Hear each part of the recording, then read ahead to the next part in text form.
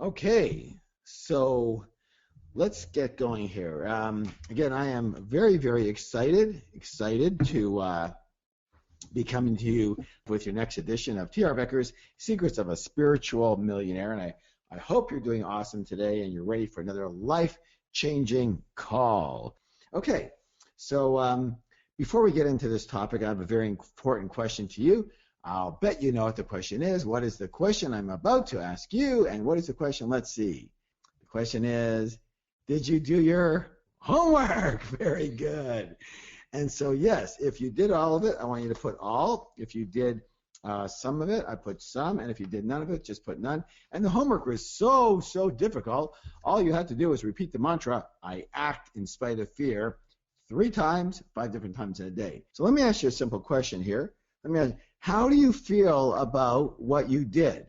How do you feel about what you did, that you did it? How about amazing? You guys, you know what? If you want to feel amazing, what would you have to put down? You'd have to put down amazing. You know, this is something everybody has to understand from a spiritual standpoint, from a universal standpoint. Your words are very important because words are what? Energy. And energy is what? Energy is transferred. When you use I say, well, someone says, how are you doing? You go, I'm doing good. I'm good. Well, you know what you're saying to the subconscious. You know what you're saying to the universe. You're giving him. The universe doesn't understand good. It doesn't understand the word good. It understands the feeling good. You know, it understands the energy good. How are you doing? I'm okay. Well, you know what the universe says? Okay, fine. You're okay. Remember what does the universe always want to say? What's the universe's primary language? What's the word the universe always wants to say? Yes.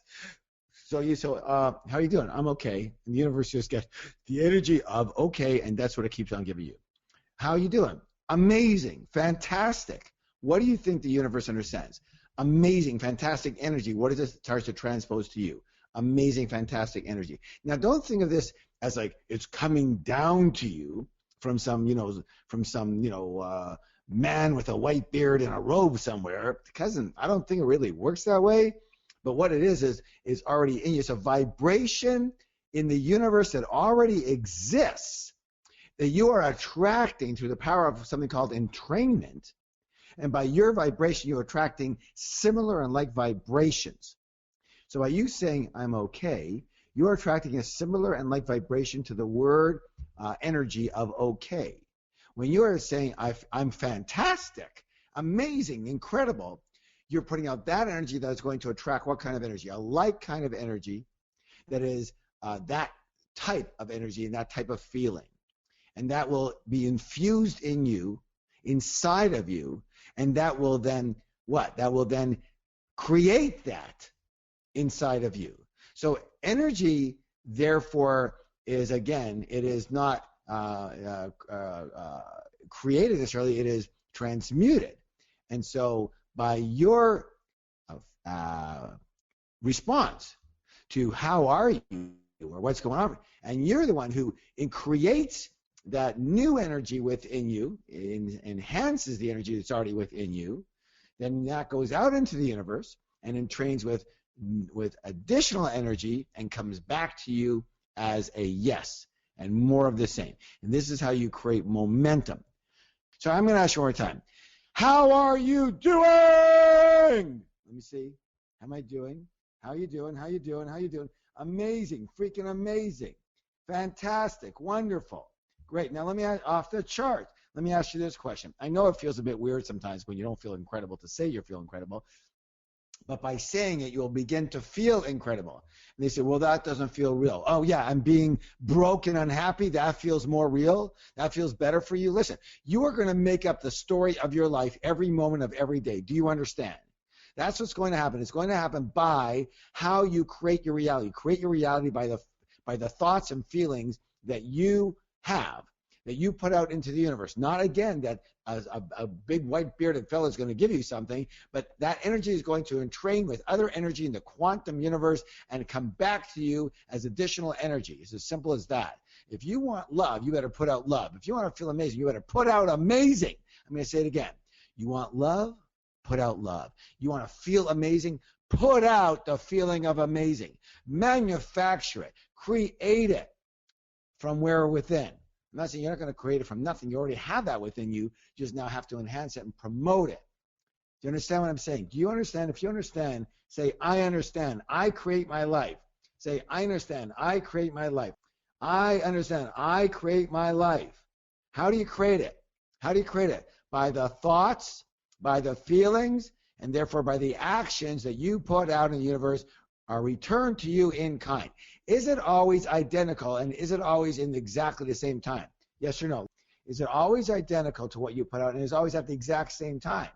No, it's not at the same time, because you have to understand something called, when we teach in wizard training, which is again a very spiritual program, you have to understand something called the law of rhythm, the law of rhythm, the law of timing.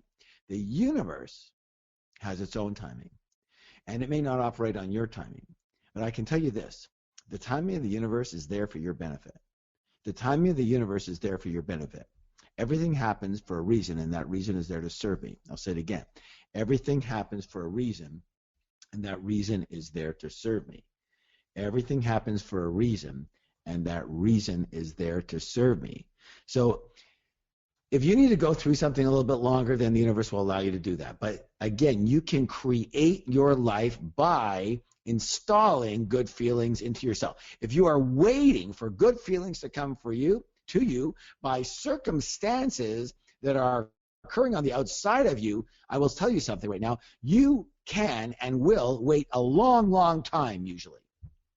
I'll say it again. If you are waiting for you to be happy, for good feelings to come to you from circumstances outside of you, you can and will wait a long time. But what if you can control your own happiness? What if you can control your by controlling the feelings, the energy that you put out? By going to a place where you feel happy and just feeling as happy as you possibly feel right now, and feeling that and feeling energized and feeling amazing. How do you feel amazing? How can you easily feel amazing when you don't feel so amazing? You know why you don't feel amazing? Because you're thinking too much about your frickin' self. That's why you don't feel amazing. Your mind has got you lock, stock, and barrel. Your mind has got you as a freaking prisoner. How do you feel amazing? How do you feel amazing? Okay. You generate that feeling of amazing. You say, you act it as if you are amazing. Okay. You put attention on something in your life that is amazing. What's that? How about the fact that most of you have food for today or tonight? Most of you. I don't know about all of you, but I guess most of you do. How about the fact that you're still breathing? That's pretty amazing. How about the fact that you have people that you love in your life and they love you? How about that? It's called appreciation. And if you put your attention on what you appreciate in your life, you will feel amazing. And so how are you? I'm amazing. And more amazing things will come to you. If you start putting your attention on what you appreciate in your life, more of those things will be there for you. Not that more have to come, but at least they'll be in focus for you, so you'll appreciate them, so you'll feel happy. Again, if you appreciate what is there in your life and what you have in your life, and your attention is on what you have, not what you don't have, you will have more of that, not because more comes in as in quantity, but because it is in your consciousness more, because you are putting attention on it more, because you are appreciating it more. Therefore, you are infused with that. And that's all you can feel is all of what you have and what you say what you don't have. All right. Give yourself a high five and say, I'm awesome, and write it down. I'm awesome. So you get it? I think that I don't even know if there's a better lesson I could ever teach you about spirituality and creating your life in the universe of what I just taught you right there. Does that make sense? Does that make sense? All right. Very good. Here we go. Okay. I'm just going to slow things down just a little bit. But not for long. Okay, here we go. Today's topic is money and relationships. Again, this is a very, very touchy area for a lot of people in their lives, isn't it? So let me ask you this. See if you can relate to the things that people ask and say about this. All right, here we go. People say things like, I fight with my spouse about money and the things that we buy or we should not buy. And it creates a lot of tension. Does anybody relate to that? Okay, how about this one? I don't know how to handle my kids around money. They want everything, and it looks like they feel like it's owed to them. Can anybody relate to that? How about this one? My adult family expects me to help them out financially, and it's putting a strain on me and my finances. Anybody relate to that one? My spouse won't work even though we are in need of more money. Anybody relate to that one? Oh, how about this one? My spouse wants to work even though we have small kids and don't need her money. Anybody relate to that one? How about this one? I'm a successful woman and having a hard time finding a man who isn't threatened by my success. Can anybody relate to that one? Okay, how about this? My spouse won't contribute. I pay all the bills and they work, but they just keep their own money separate. Is this fair? Oh, wow, that's a heavy duty one. How about this one? Should my kids get an allowance or not? Hey, about this one? My kids are older and finished school, but they just won't leave the house.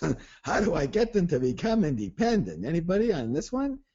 How about this? My spouse is a spender and won't save for the future and is causing a lot of problems. Anybody like that one? Or how about this one? I feel guilty when I get money from my spouse because I'm not working. Anybody relate to that one? Anybody relate to that one? As you can see, there's a lot of fear and upset and confusion involving the topic of money and relationships. So let's do our best to clear some of this up. Okay, here we go. So, topic of money and relationships. What the heck does Harv know about this arena? Well, again, all I can do is come from my own experience. And what I can tell you again is that I do have quite a bit of experience in this arena, both personally and in working with the problems of over 1 million students around the world. As for my own situation, my original wife, who was an absolute and still is a fantastic woman, but we used to fight about money all the time. And to me, and saying to me, not that it was true, but to me, it felt like all she did all day long was spend our money. She'd buy anything and everything for the house. She'd buy anything and everything for herself. She mostly would buy stuff for, guess who? The kids. Every day, something for the kids. When it came to the kids, there was no holding back, no balance, no breaks whatsoever. And of course, she rationalized her spending habit by saying to me, hey, don't you want the best for our kids? And what are you supposed to say to that? What are you supposed to say? And at the time, I didn't know what to say. So I just got very frustrated and very upset and held it in and went back to my room and just said, oh my God, I have to work 1,000 times harder to support this habit. And it was very, very, very straining on me because I resented it. And again, this wasn't about her. It was about me, actually. But I was the who felt strained and stressed about it. I guess I didn't have to, but I just did. And I didn't know what to do. Does anybody relate to my story in any way, shape, or form? And all I can say is thank goodness I started working on the psychology of money, and I discovered something called the money what? The money what? The money blueprint. And what I realized in finally discussing all this with her, because finally I had the nerve to sit down and discuss it instead of yelling and getting upset and being snide and withholding and withdrawing and everything else I could do to just not, confront her on it in an intelligent way. When I finally did, and I sat down with her at a nice time over dinner and saw what was up, in discussing with her, I found out that her conditioned belief was simply that what was the meaning of money with her was money was to be utilized and enjoyed. Money was to be enjoyed. That money was there to have fun. And it was not only okay to spend it, it was supposed to be spent. You make it, you spend it. You make it, you spend it. That's the way the money game works. That was her belief. Okay? Now, this, of course, came from her upbringing, which I started to relate to, right? Where her parents, they owned a small convenience store. And every single day she would go into and get, after school, she would go into the store and get a little treat from her parents, a candy or a chocolate or an ice cream or a little toy.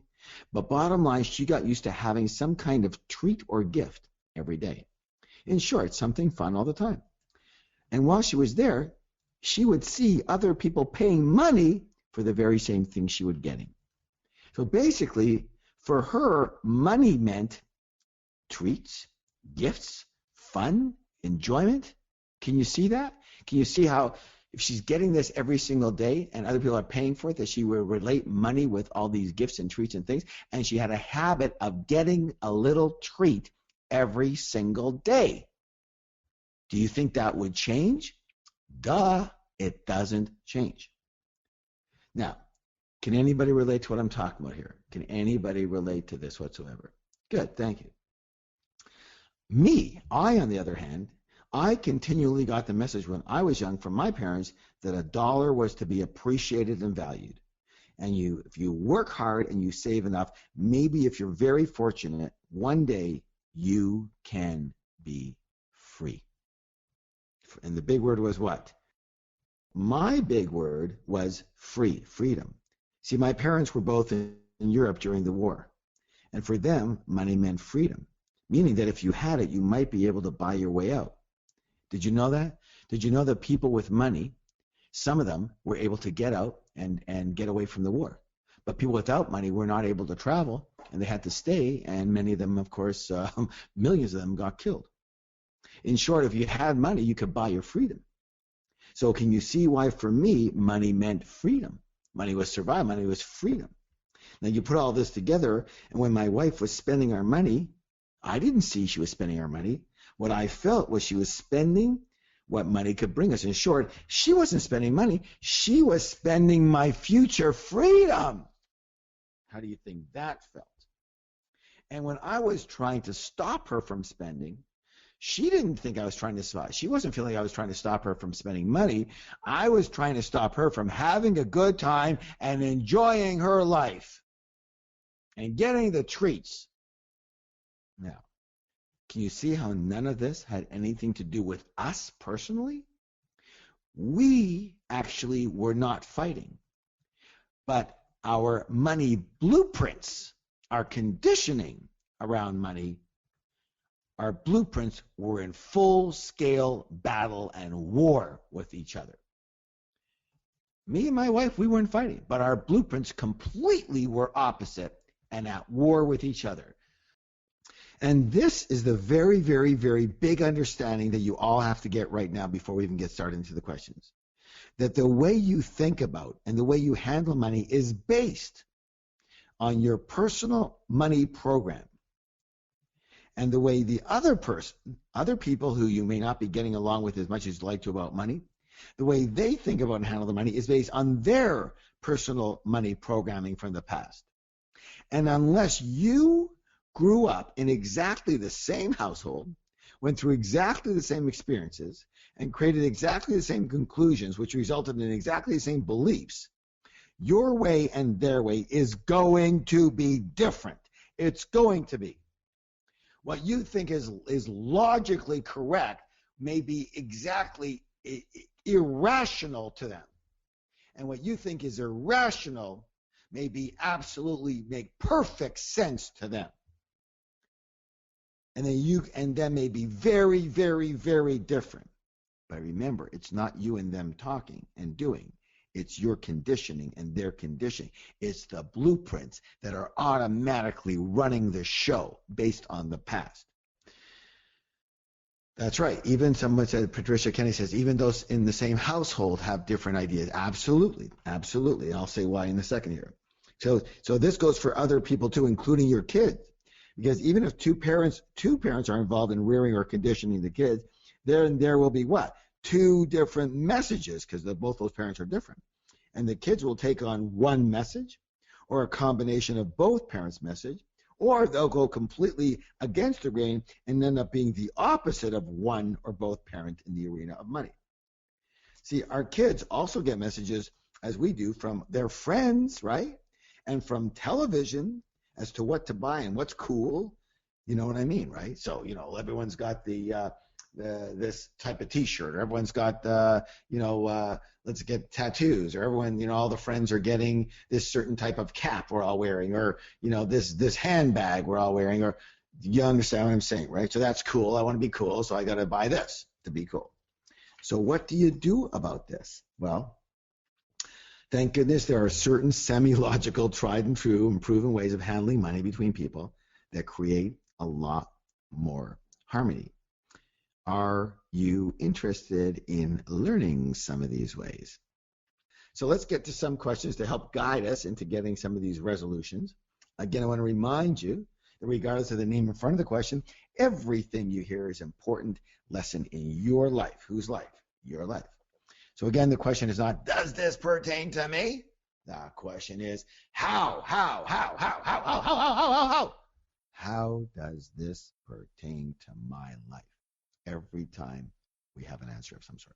The best learning comes from high energy versus low energy. You are ready. You're raring to go. You're on alert. Do you understand? That's when you're paying full attention and the most focused. When you're half sleeping, you're not putting your full focus and attention on it. Therefore, you won't learn as much. And I wonder why you're not doing as well as you'd like to be doing. Guess what? How you do anything is how you do everything. And you can't be bothered being rich and successful. Hello. Okay, let's get to the first question here and see. Okay, this one looks like it's very similar to my situation I just discussed. David Balfour, he says this: my wife and I are constantly fighting about money. I want to travel, and she just wants to save all our money. What should I do? Okay, there you go. It's very simple. You've got different money blueprints. Here's what everybody has to do. Everybody needs to do this. You need to, at the right time. What time? The right time. The right time.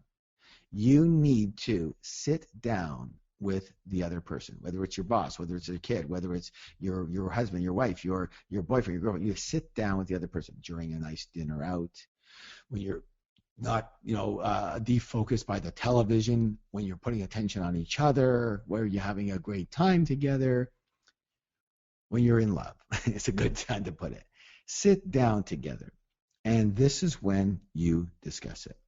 And you need to really get an understanding of what their situation is and understand them. Be willing to understand why they do what they do. Not just that they do it, but why they feel that way. So you can get to their beliefs. And they need to be willing to understand why you're willing to do what you do, why that's important for you. So one of the big questions you ask, write this down, is what does money mean to you? Write it down. What does money mean to you? And if you can answer that question, and most people can, you will get an insight that will save your relationship. Because they will say, well, money means enjoyment. And you go, wow, it doesn't mean enjoyment to me. It means freedom. Or money means struggle. That's what they have associated with money. Or money means greedy, and I should get rid of it, or money means whatever it is, whatever they say. That's a really big clue. The next step number one, find out what money means to them. Step number two, what are your goals in life? What are your goals in life together? What are the shared goals that you have? And that's the problem with most relationships. They don't have shared goals and a shared vision. They're not working together towards something. And here's the problem. When you're not working together towards something, guess what happens automatically? You start working apart towards nothing or towards your own situation. So I'll say it again. The best relationships happen when the two people are working together towards something that they both have in common. So it's very critical that you sit down with your opposite side and you be able to say, okay, what do we have in common as to what we want to achieve or work or create together? Maybe it's a harmonious family. Perfect. Maybe it's you want to be able to see the world together. Perfect. Maybe we want to be free together and be able to retire together and have a lot of fun. Perfect. Maybe we want to be able to afford to go on do this or do that or whatever it is. Common goals, common things that you have, intentions you have together. Because you know why? Because if you have an intention together and it takes money to do that, then guess what? You're going to have to come up with a strategy to create that intention, aren't you? So if you say, well, okay, together we want to not have to work and be able to travel the world by the time we're 50. Okay, and let's say you're 30 right now. That gives you 20 years. So you say, okay, great, honey. I agree. Let's do that. Or you might say, no, I think that's putting a lot of pressure on me. Would it be okay with you if we did it by 55 or 60? Whatever works. And they go, yeah, okay. Well, let's come together. Let's do a 55. Okay, I'm gonna go for 55. 25 years to make it, whatever it is. And then you say, okay, so now, honey, what do you think? How do you think we're gonna have to handle and manage our money in order to both have a great life in these 25 years and be able to retire? How can we do both of these things? What should we do? Well, someone says, we should take the Millionaire Mind Intensive, or we should go to HARS program and learn about how to manage money and something called the money jars, the money management system. And we should follow that system because evidently it seems like it works because hundreds of thousands of people have achieved success and freedom and enjoyed their life based on it. If we keep to this, it'll work. Honey, are you willing to do this in order for us to achieve our goal together of being happy along the way and achieving our freedom by the time we're 55? Let's shake on it. Let's kiss on it. Let's whatever you want to do on it, okay? I'm not telling you what to do. Do you understand what I'm saying? Now, your conditioned mind and your mind freak will be going, my wife would never agree to blah, blah, my husband, blah, blah, he'll never sit down. See, this is the story that you're creating right now. This is why you don't have the relationship you want, because there's not enough trust to try. Now, it may not be perfect. It may not go as smoothly as I just said for the last 3 minutes. Oh, my conversation with my other half didn't go as smoothly as what Harv did. Okay, guess what? It's not going to go as smoothly usually because there's too much history, too much habit, too much habitual way, too much mind freak, too much strong being right. So there are ways, which I'll talk to you a little bit later, about speaking and communicating in ways that support the other person in communicating back to you the way you want. But do you understand so far what I'm saying? Number one, get to the meaning that they have about money. Number two, so you can get their money blueprint out. So you understand and say, where did this come from? And they tell you, when I say, what was your household like? And what happened with you around money? What did you hear around money? What did you experience around money? And when you were a kid, who are you more like, your mom or your dad? Get their blueprint out. That's what we do at our course. And if you come to the Millionaire Mind Intensive, of course, that's what we do automatically with everybody. That's why I tell you to everyone, come with a friend, come with a spouse, come with a girlfriend, boyfriend, come with someone you care about around money, your kid, and you will clear all that stuff. That's what we do. But you can do that too. So get there. So you understand. See, when I understood that my ex-wife, that she was coming from, enjoyment and treats, when she said the word treats, I went, oh my God. I remember coming in to your daddy's store and getting treats. I totally remember that. That's why you brought me in. Let's go get some treats from my dad and mom at the store. Yeah, let's go. That was awesome. Got a chocolate, got an ice cream. It was amazing. But for her, it was her life. For me, it was just, once every few months when we visited, because I knew her from when she was a little kid. When we visited, hey, let's go to that store and get this. He would invite me over. It was great. I love going to the store. Getting treats myself, but it didn't run my life. It ran her life. But once I got that it ran her life, it wasn't her fault. It wasn't her. This is habit. If she didn't get a treat, something was wrong. You understand? Okay. So if you understand where the other person comes from, everything becomes, and you have something called understanding and compassion for them. Compassion for them, an understanding of them, of what makes them tick. Well, okay, so someone said, what if I don't have a mate and I'm 72 years old? Then what relationship with money are you trying to further? And what relationship with money are you trying to further? With your kids? With who? This is about you and anyone else. It could even be with your boss. It could be with your boss. Okay. All right. Okay. Put your hand on your heart, everybody. Put your hand on your heart. And say, I am a spiritual millionaire. I am a spiritual millionaire. And by the way, and write it down, please. And by the way, why is this all coming from a spiritual place? Why is it coming from a spiritual place? Because, hey, getting along with others, compassion, harmony, understanding, those are higher self spiritual traits.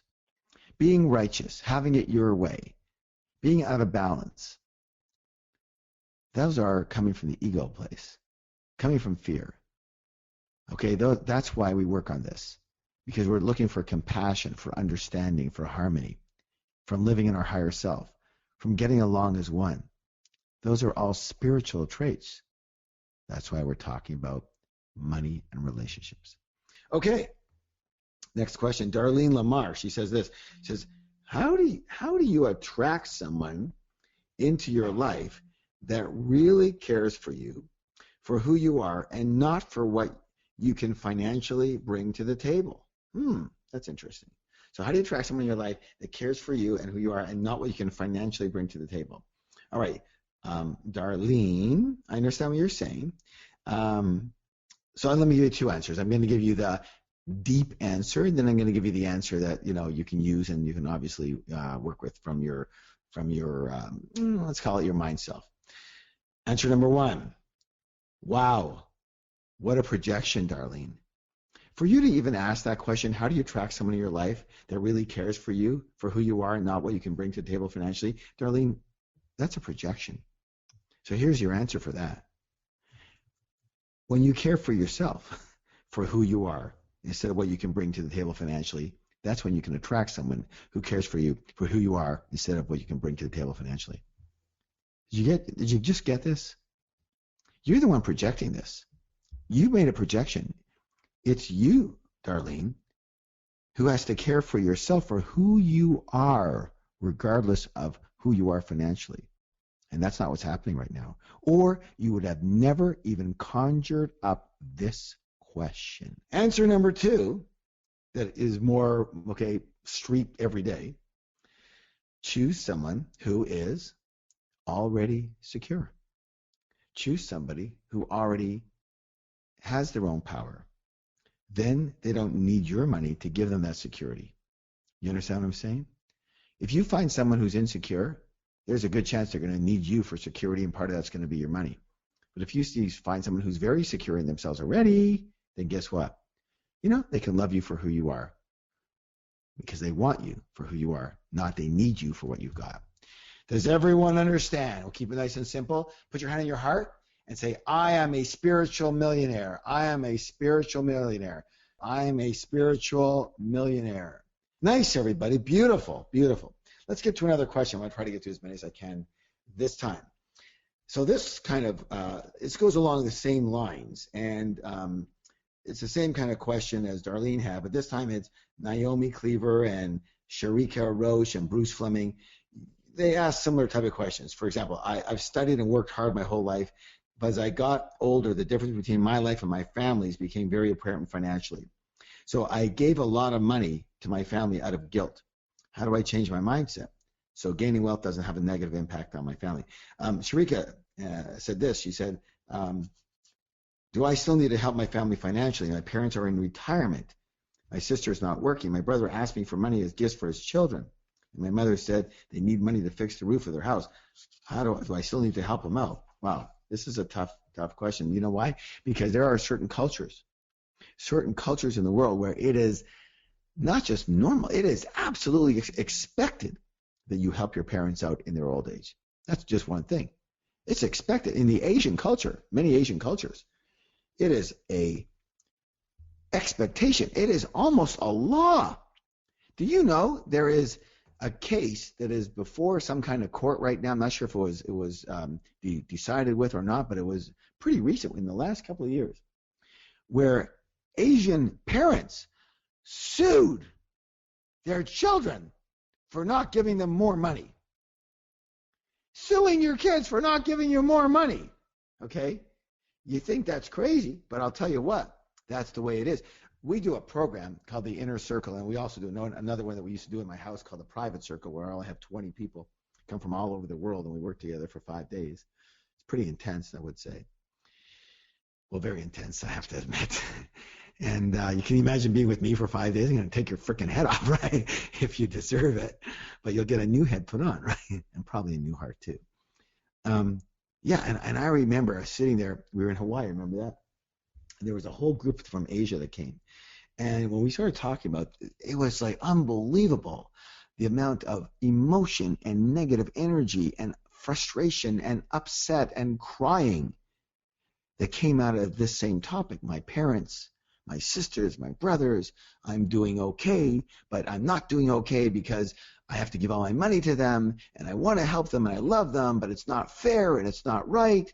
Can anybody relate to what I'm saying? You see, this is what people are like. You care for your family, you want to help them, you love them, but like, hey, does that make sense? I mean, do I have to give them my money? Come on. So, what to do? Well, listen, you need to do what you need to do. If you feel okay about it and you want to continue to give them money, go ahead and do that. Go ahead. I'm not going to say it's a wrong thing to do. It's not wrong if you feel okay and they feel okay. Listen, you make up your own rules. It's not wrong. No way. But if you resent it, and if you can't afford it, then there's a little problem, isn't there? So what to do?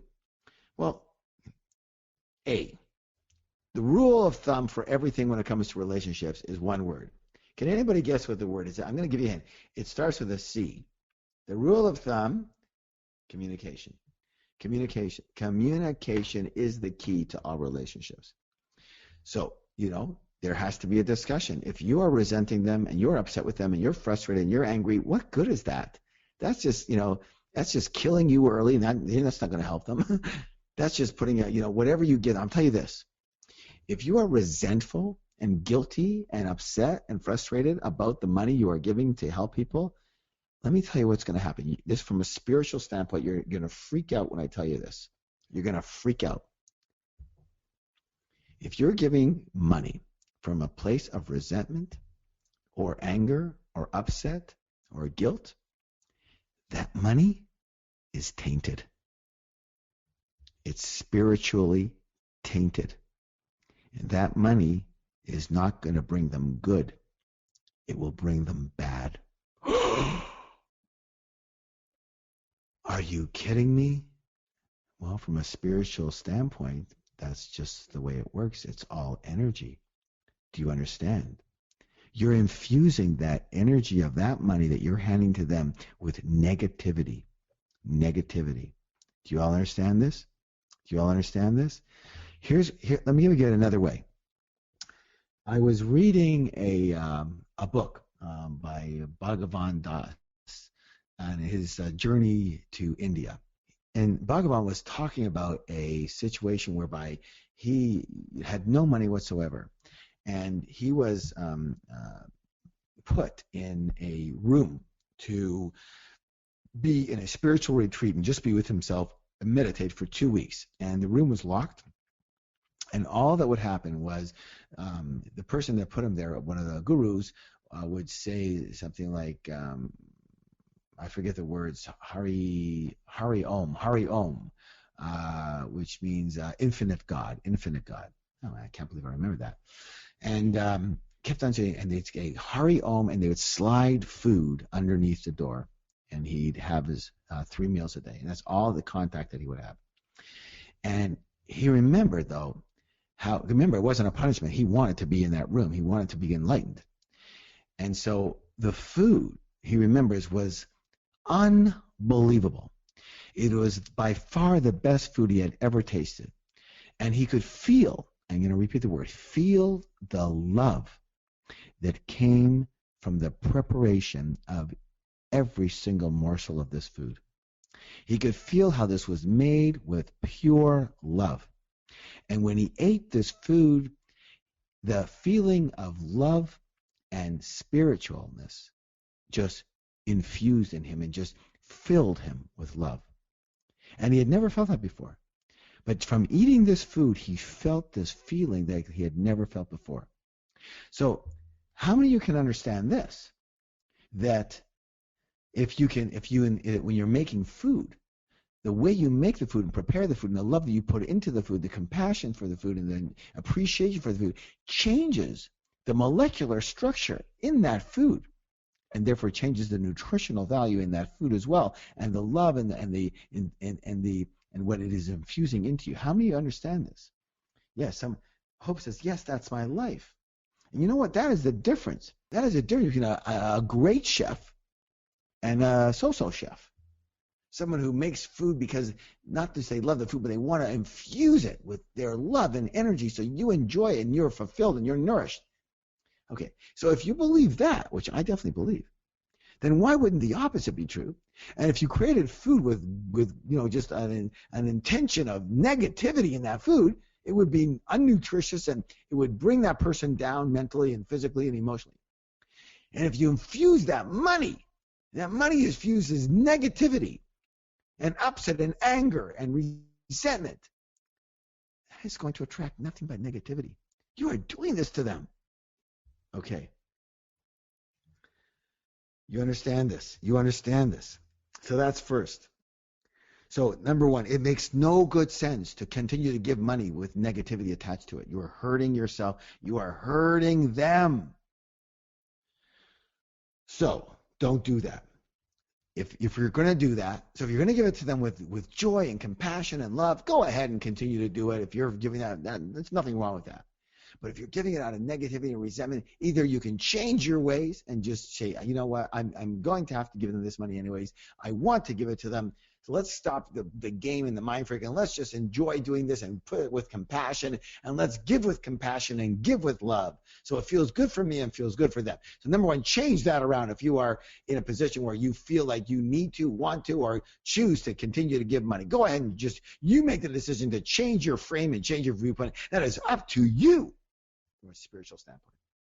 On the other hand, if you just cannot, and you just will, and you just don't feel good about this at all, then you need to stop giving them money, or you need to balance the money that you are giving them. For a lot of people, if you're going to stop giving them money, sit down and have a discussion with those people. And it's better not to do it in a group.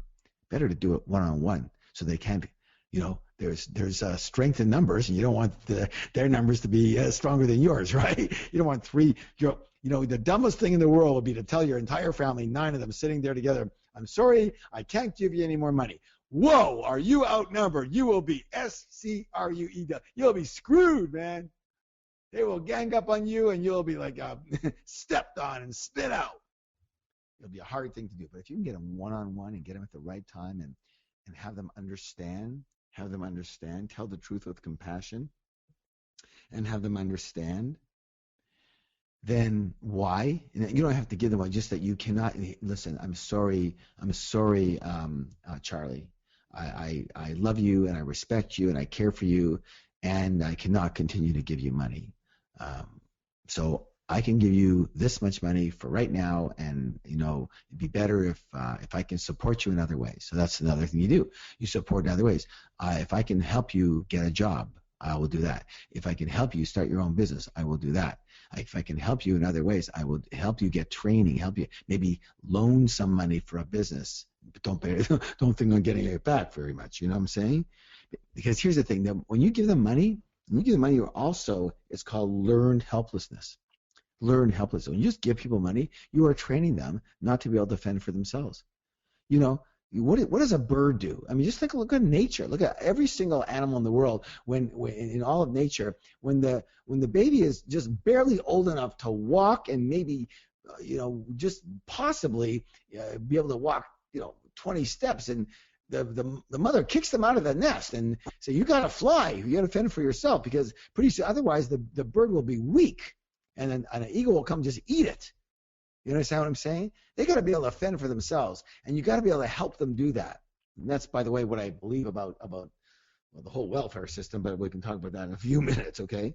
So listen, you tell the truth, but you tell with compassion, all right? So I have to stop giving you money. And by the way, the less you tell them as to why, the better off you are. But if you are going to balance, another way to do it is to say, listen, I cannot continue to just give you money haphazard. You see, I have a way of managing my money that's going to support me and my life and everyone else. And so to you people, I would say this: create another jar for the people that you're giving money to. Can you believe that?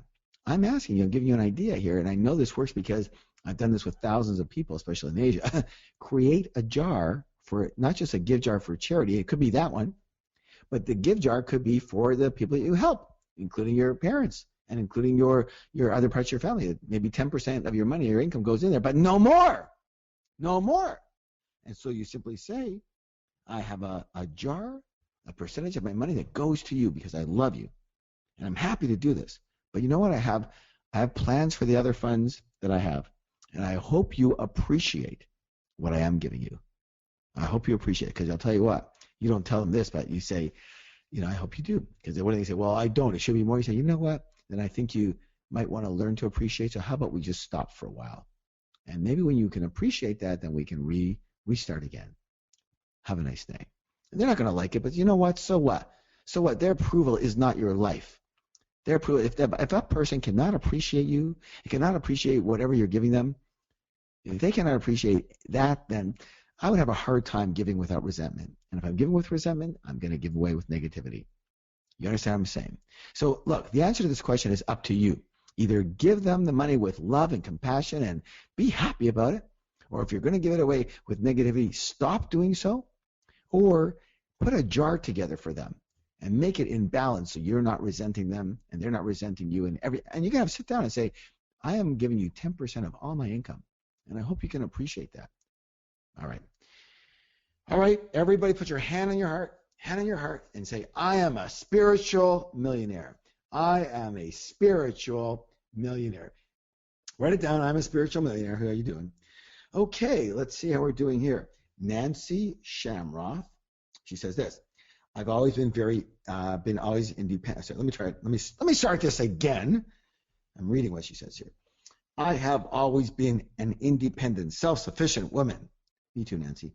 Yet, every single frickin' time, I love your language, every single frickin' time I fall in love, get into a serious relationship with a man, I'm in midlife, I lose all of my money and means. Then I have to start all over again. What the heck gives? Okay. Listen to the words, everybody, and see if you can help me coach.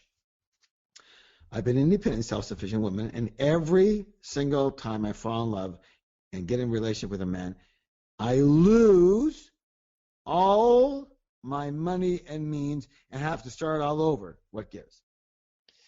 Can anybody help me coach here? Let's see. Can anybody help me coach? Woohoo, she has a pattern, right? Same case here. Picking guys attracted to her. Yes, very good. She's equating buying love. Ah, I like that one.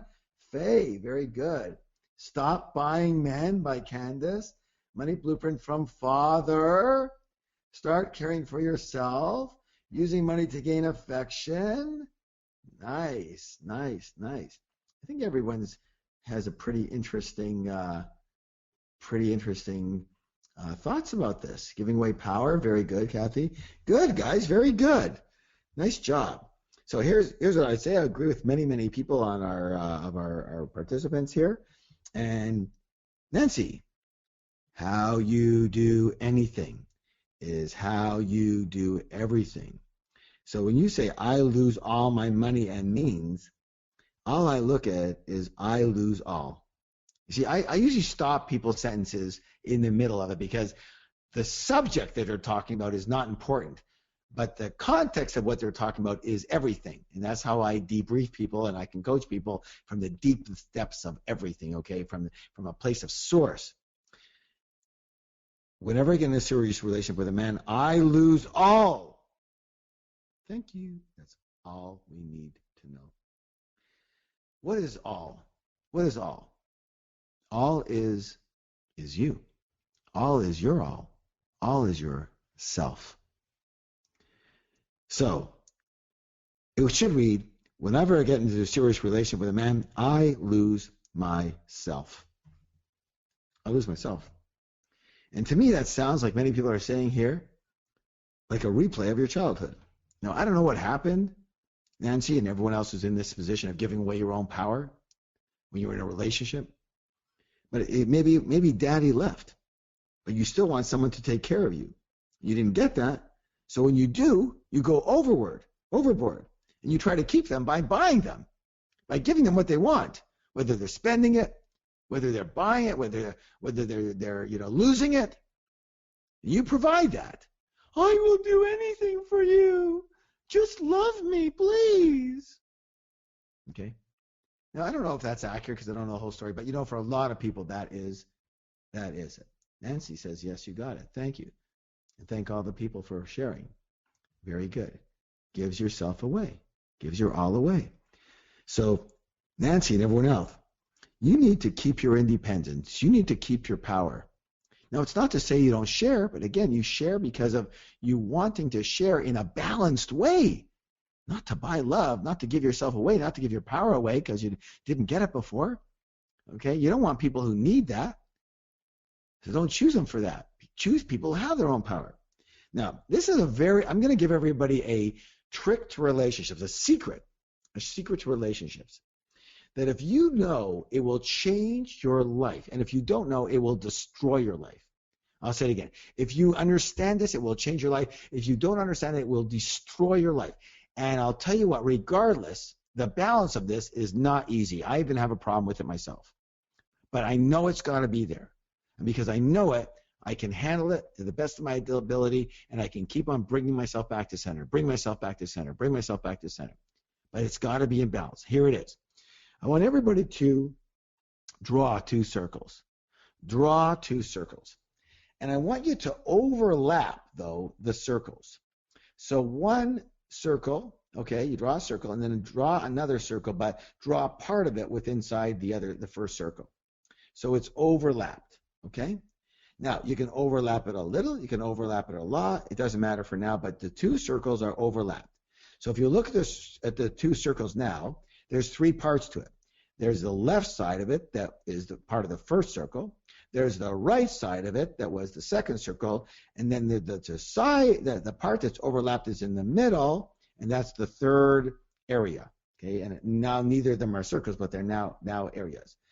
One area is the first circle, 2 areas, the second circle, and 3 areas is the part that's overlapped. Now, I want you to shade in the middle part, number 3. Shade in part number 3 the best you can. So you have 2 circles, and the one part that's in overlap is shaded in, connected together. The part that's shaded in is the part that you have between you, is the part that's shared, the part that's connected. Okay? The part that is open on the 2 circles, that is not overlapping, is your independence.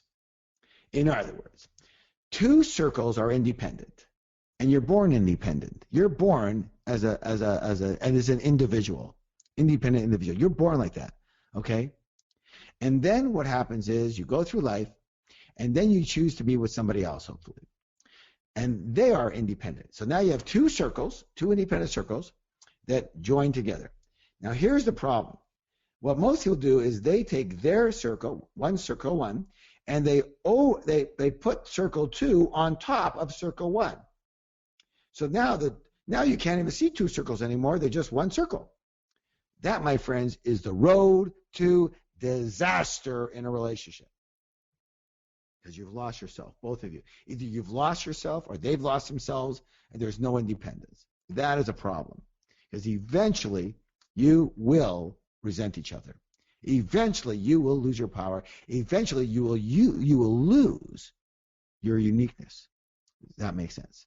Okay? So you don't put 1 circle on top of the other. That is disaster. You keep 2 circles, but you have 1 part of it, the middle part, that is connected to the other person's circle. That part that you have together. So what you do is you say, this is the part I have who I am, my independence, my individuality. And this is what I do on my own. The other part is what I do with you. Okay? And both of you have to be good at that.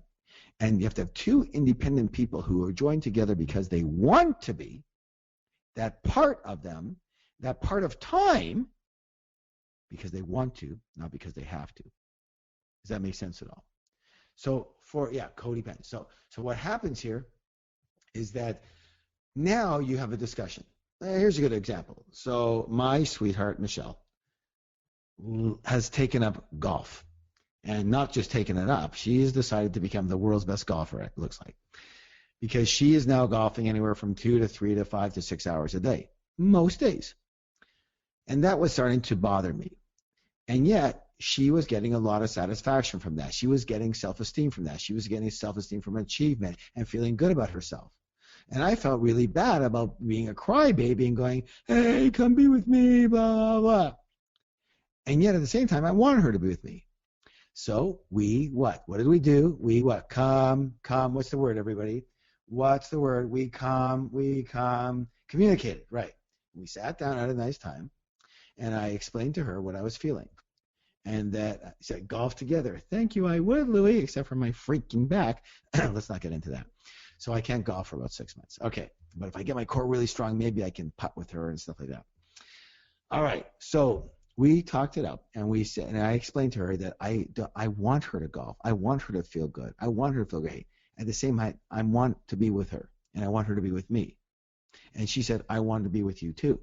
And so we communicated, and we said, what kind of balance would work for both of us? And we came up with a bit of a schedule that seemed to work, where during the week she'd spend, a couple of full days golfing with her friends and whatever, and she'd go pretty well every day, work out and golf and go to the range and stuff, and maybe 2 days a week she'd be gone for 5 or 6 or 7 hours, and 2 days she'd be gone for a couple of hours, and then during the evening she would still be with me, and then on the weekend we would be together, and once in a while when she had her tournaments on the weekends, then she would be in those tournaments, and that we agreed to that.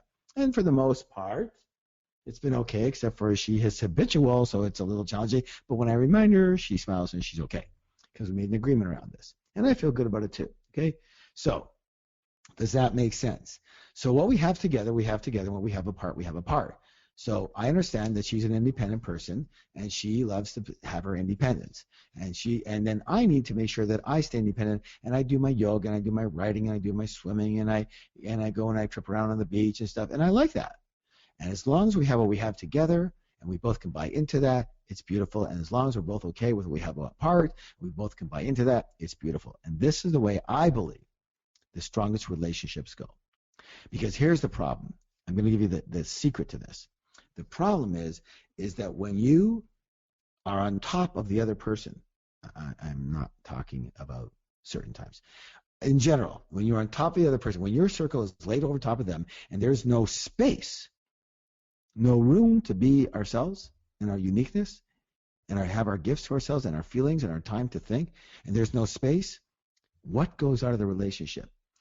What goes out of the relationship when you are too on top of each other, too close, suffocate? What goes out of the relationship? Well, spirit. The spirit has no room. You see, space is where spirit resides. Space is where spirit lives. Where there is no space, there is no room for spirit to enter. And where there is no spirit, there is no love, there is no compassion, there is no harmony, there is no joy. There is only fear and anger and resentment. Do you understand? And I want to I don't even know who taught me that, but someone did. I didn't make it up.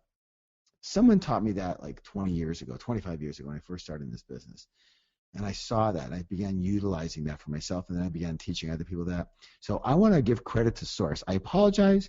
I don't know who it was, but whoever taught me this, thank you. Thank you. Thank you. Just saved my marriage. Very good. Okay, put your hand on your heart, everybody, and say, I am a spiritual millionaire. I am a spiritual millionaire. I am a spiritual millionaire. Very good. Thank you for that. Okay, let's see if we can get another quick one here. Lisa Merciers. I'm sorry if I'm mispronouncing your name. My significant other and I are self-employed and both working very hard. Our businesses were always very successful. Our money goes into one pot. We are both free to spend whatever, and we trust each other with it. But my husband always seems to invest in the wrong investments. And then we lose a ton of money. What do you suggest I do? Okay, so let me explain something here. When somebody is losing money, consistently, in any way, shape, or form, and especially in their investment in a certain type of investment, okay, this is their blueprint. So what I'm saying here, Ilse, is that your husband's blueprint is set for losses in either this particular investments or investments in general, okay? So the first thing is, you should know that for me, my money blueprint was set for losses whenever I invested in stocks at the time. Why? Because my dad always lost money in stocks, and whenever he would come home every single day at dinner, I think I mentioned this before, he would slam the table as he was reading the stock market in the newspaper. Boom! Those stinking stocks! I cannot make a dime. I keep on losing on every single stock. They stink. And what do you think I heard over and over again as a kid? Those stinking stocks, stinking stocks. So whenever I invest in a stock, what do you think happened? They stink. Okay, right? So it's a blueprint. It's ingrained in it. I just picked them that way. However, my father made money in real estate because he was a builder. And whenever I invest in real estate, what do you think happened? I made money. Guess what, everybody? Guess what I began to do? Buy real estate, not stocks. Okay. Now, that was for me. Other people, exactly the opposite. Also, my father made money in business, and I am making money in business. So, listen, everyone. It's a good idea to invest, but not if you keep losing. So, number one, you got to change your blueprint. Number two, or for your husband especially. Number two, you've got to choose investments that work with your blueprint. Maybe you guys can invest in real estate and do well. Maybe it's stocks for you. Maybe it's business. Maybe it's whatever it is for you. Maybe the type of investment is you're going to have to change. Try another investment. Number two, Elsie and everybody else, make investing, if you're sharing money, make investing a partnership decision. A partnership, a couple decision. Here's why. So that you two can take responsibility for the wins and the losses. You know, it's very possible, Ilsa, that you don't even say a word about the decision because you're afraid that if he loses it, he's going to blame you. Well, I can understand that. That's possible. So why would you get involved in a decision? Well, I'll just leave it to him. He loses it all, then you can blame him. Okay? Then you become the victim, and then he becomes, the bad guy. You can play the victim, and now boo-hoo, and I'm not saying this is the way it is, but it is for a lot of people.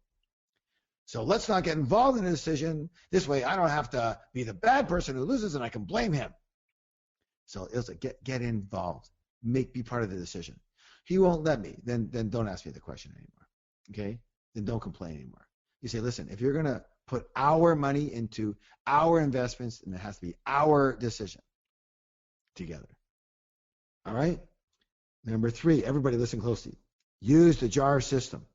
Use the JAR system, for goodness sake. You say, we lose a ton of money. Then that means you had a ton of money in your FFA, because you can't lose money that was not in your FFA. If it was for play, it's not investment. If it was for necessities, it's not investment. If long-term savings, it's not investment. Gift jar is not investment. You understand? Only your FFA is for investment, 10% of your income. So you better not be losing any more money than what's in your FFA. Because if you are, then you know the answer. Use the freaking JAR system. That'll balance everything, won't it? Okay, now I want to give everybody this. So number one, you can only lose money that's in your FFA, and it's a real drag if you do that. Now, how do you lose money in an investment? Well, there's certain kinds of investments, aren't there? Yes? And there are different levels of risk, yes or yes.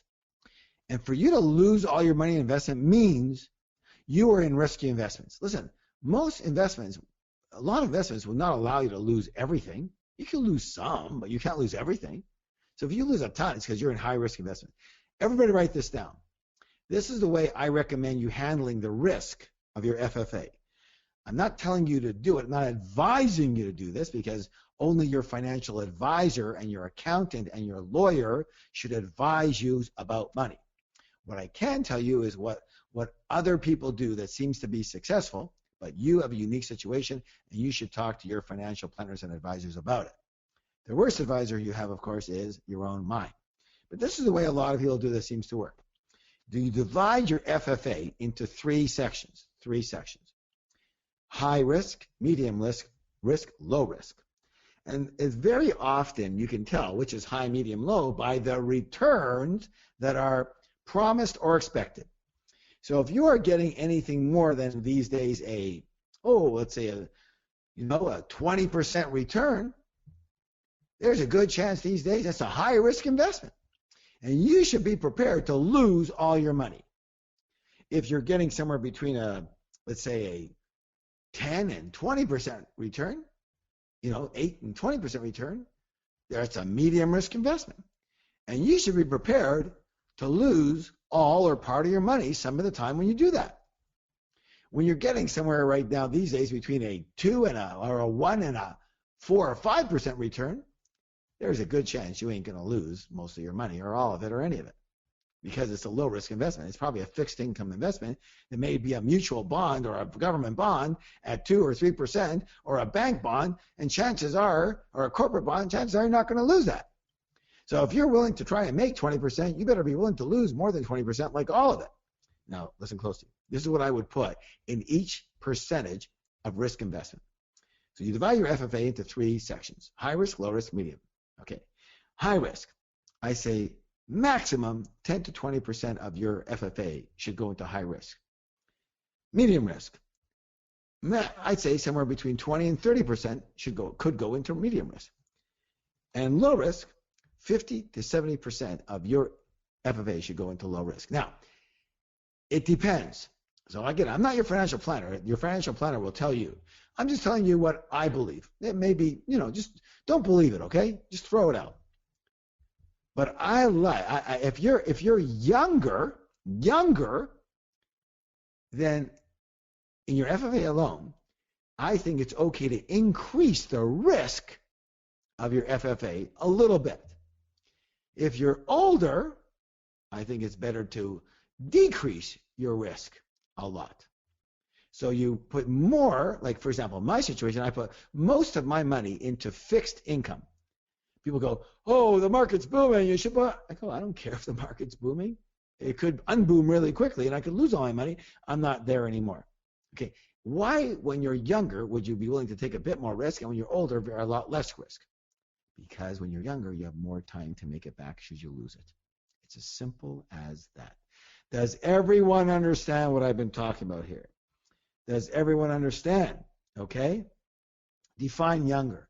How much time do you have to make it back? If you're 65 years old and you lose all your money, how much time do you have to make that back? That is going to be very tough. If you're 25 years old, you got a lot of time to make it back. If you're 40 years old, some quite, 50, a little less. Yeah, a little common sense. Yes, yes. Okay. All right. I want you to understand also, everybody understand this. Elsie said that our business are very exciting. Our money goes into one pot and we're both free to spend whatever and trust each other with it. That's great, but you know what? I don't like that way of money managing. I'm sorry. I don't really like that way. It's just, it's not very independent. Here's what I like. I like what we talked about with the 2 circles. Instead of lying it on top of each other in one pot and melding it and smothering it together, I say you put the 2 circles together, but you overlap them, but you still have some independence. How do you do that? You say, okay, all of our money is going into one set of jars, except for some of it. First, we're going to put all our earnings together, which is possible if you decide to do that, but we're going to take 25% off the top, and we're going to divide that up equally, and we're going to keep it to ourselves. And whatever you do with your money is your business. You can put it into your own jars. You can have your own FFA account. You can squander it on purses and shoes and fishing rods and hunting equipment. I don't care what you do with your money. Don't even tell me it's your money. So we make $10,000 a month. We put it together. We take $2,500. We say that is our independent money. I'm taking $1,250. You take $1,250. Do whatever the heck you want with it. Save it. Keep it. Whatever. Don't even talk to me about it. Now we have $7,500 left. This is what we split into the jars and we work together on. See, I personally favor that way. Some people, they say, listen, we're not going to meld our money together at all. You're going to have your money. I'm going to have my money. Okay? And that's the way it's going to be. However, therefore, we should both contribute to the common household, however. So rent or mortgage, let's both put in money. Maybe it's not equal. Maybe one makes a lot more than the other, and they say, hey, you know what? For our rent and mortgage, I'm going to put in 80%. I'll only ask you for 20% because I make a lot more than you. But you understand, it's a nice contribution. If you're not doing that, there will be some resentment. There will be some resentment. Why should one person, no matter what they earn, have to support the other person completely? Why? Guys, either if they really own their own power, they don't get their power from approval, they're not going to like that. It's as simple as that. They're going to resent you for it. All right? You got to contribute. Someone's got to contribute to this. Contribute where you can, right? Even once in a while, buy a freaking meal when you go out. Go to the store and buy groceries when you go out. Okay? Take them out for a change. Go shopping. Pick them up something for a change. All right? So do something that shows that you contribute. All right. I've just given you a lot to chew on, but that's a way of handling money. Put your hand on your heart and say, I am a spiritual millionaire. I am a spiritual millionaire. I'm a spiritual millionaire. I'm a spiritual millionaire. By the way, people are asking, how do you change your blueprint? The first thing you have to do is go to the Millionaire Mind Intensive. You will change it there. We actually do it right there. You know why? Because it needs to be experiential. You can't just talk about it. However, if you can't go to the Millionaire Mind Intensive, then at least read the book, Secrets of the Spiritual Millionaire. Sorry, no, Secrets of the Millionaire Mind. Sorry. There's no book, Secrets of the Spiritual Millionaire. Secrets of the Millionaire Mind. Read that, okay? And if you're not willing to do that, then I don't know what you should do. Really, you just need to practice. You need to have a high-impact way to change the way your beliefs are around money, okay? And there's ways that we do that. So that's all I can offer you because we're the only ones that do it. All right. Everybody understand? Very good. I love you guys. I love you guys. I love you guys. You're awesome. Philippe Arturo asked this question. I don't know how to handle my kids around money. They want everything and they feel like it's owed to them. Wow, kids and money, that is tough.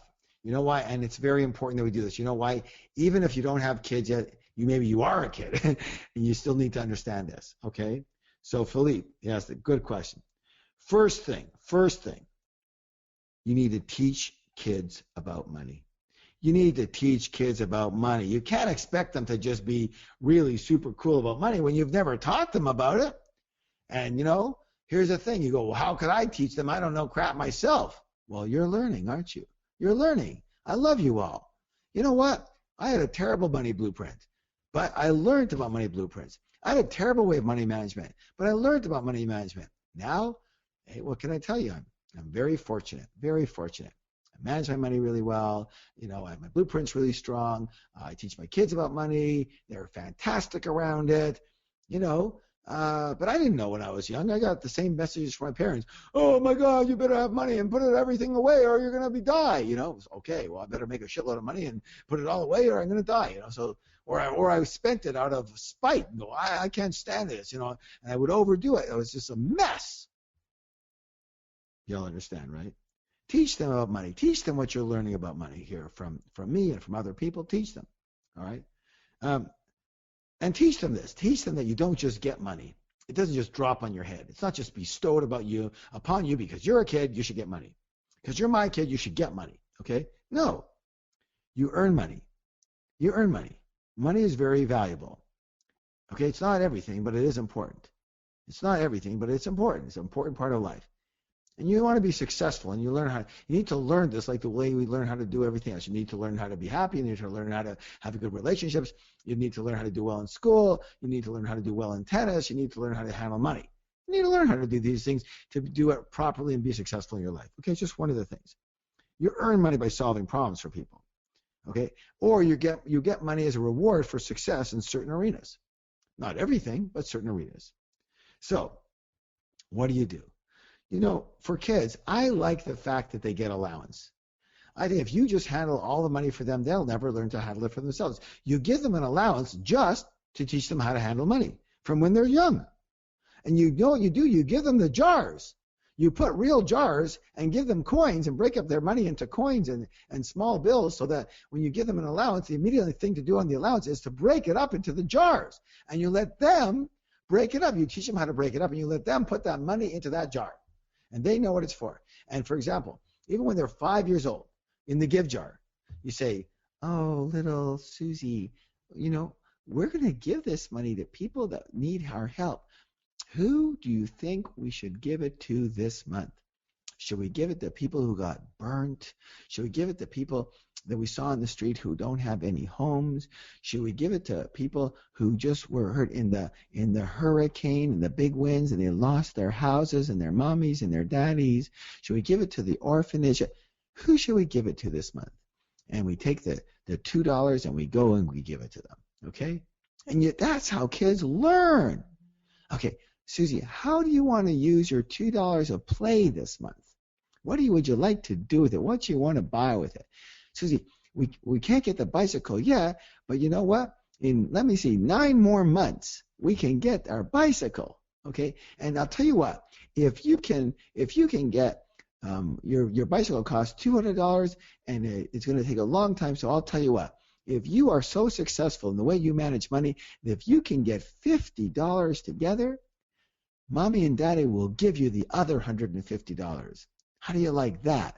All you have to do is give it. And if you want it to go faster, you could earn more money and you can get your bike faster. How do I do that?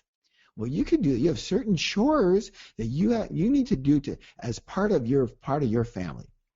So as part of your family, honey, you need to be able to pick your clothes up off you, and don't leave your clothes on the ground. Put them on the bed, and Mommy will pick them up and Mommy will hang them up. Because you're talking about 5-year-old. When you finish your plate of food, I want you to bring it over to the sink, and my Daddy will wash it and put it away for you. Okay, so we'll do a little bit for you too. But you know what? What I'd like for you to do is I would like for you to gather up all of the bags of trash around the house every week when we put the trash out. And I would like for you to sweep the floor. Sweep the floor. Help Mommy and Daddy sweep the floor when we sweep it. And I would like for you to do that. And for doing that and helping Mommy and Daddy so we could save some time, I am going to give you an extra $5 a week for helping us, for solving a problem, for contributing parts that you normally wouldn't do. Now, again, I'm just making this up, and you wouldn't talk to your kid exactly like that, but you get the drift. You understand? You get the drift. Okay. So Louis is asking, do they have to earn their allowance? It depends on how old they are. It also depends on, some people believe, so the answer is yes, but maybe not all of it. So when they're very young, you might just contribute to them and say, I'm going to contribute to you and to your life to help you because you cannot earn money yet because you're too young, okay, to earn it. However, if you want to have more money than the $10 I give you a week, here's how you can earn it. See, a lot of people believe that there's chores around the house that everyone needs to contribute, and you shouldn't be paid for that. And you know what? If you believe that, I believe that too. It's fine. There's certain chores around the house that everybody needs to do their own thing, and they need to at least help with the chores around the house. But if you're going to do extra and teach your kids to do extra and more than that, then I think you need to find ways for your kids to earn money.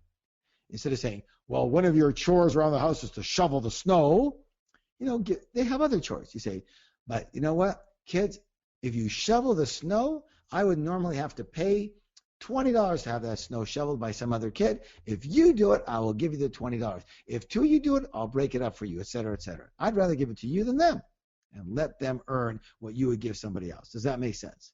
Okay? So just allow them to learn to earn it. Very good. The same thing happens. Now, I'm going to give you one more piece here because a lot of people have, especially today, a lot of younger people, unfortunately, they've got an issue called entitlement. See, a lot of people that are a little bit older, they have to work their asses off to get anything. But today, for most people, their parents are in pretty good shape. And so that the kids, well, they automatically are in good shape, aren't they? Because the parents are very generous and they say, hey, we've got it, so I'll give it to you. I'll help you. And you want to go to the movies, here's a movie. Here's movie money. You want to go to a concert, here's concert for money. I want a bicycle, here's a bicycle. I want a car, here's a car, et cetera, et cetera. And pretty soon these kids feel entitled. I'm not saying they're spoiled or not, they just feel entitled. Society today has younger people feeling entitled. Not all of them, of course. Some of them love to work and love to earn their way, but a lot of them go, hey, why should I work if I don't have to?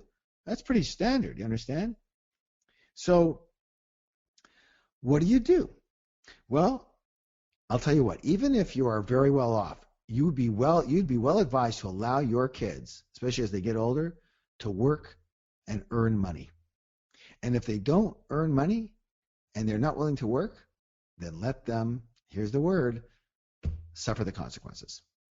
Oh, but are you kidding me? They need a roof over their house. Okay, give them a roof over their house, You know, you can stay in our house, but and you can eat with us, but as far as money for concerts, money for going out to eat, money for playing, sorry, we'll give you the necessities, but anything extra, I think you need to earn that, just like I did.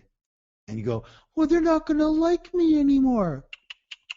That's right. If you're worried about approval, this is a problem for you. But you know what? It'll be a problem for them later, because you're going to teach them that somehow the grace of God just gives them money, and they're not going to know how to earn money. And later on, when they need to know, or when the shit hits the fan and they need to have some money, need to know how to earn it, you know what? They won't be able to do it because you taught them learned helplessness. And you know what? The worst thing about it, they will be unreliant. They cannot rely on themselves. They will not trust themselves. Their self-esteem will be for the crapper.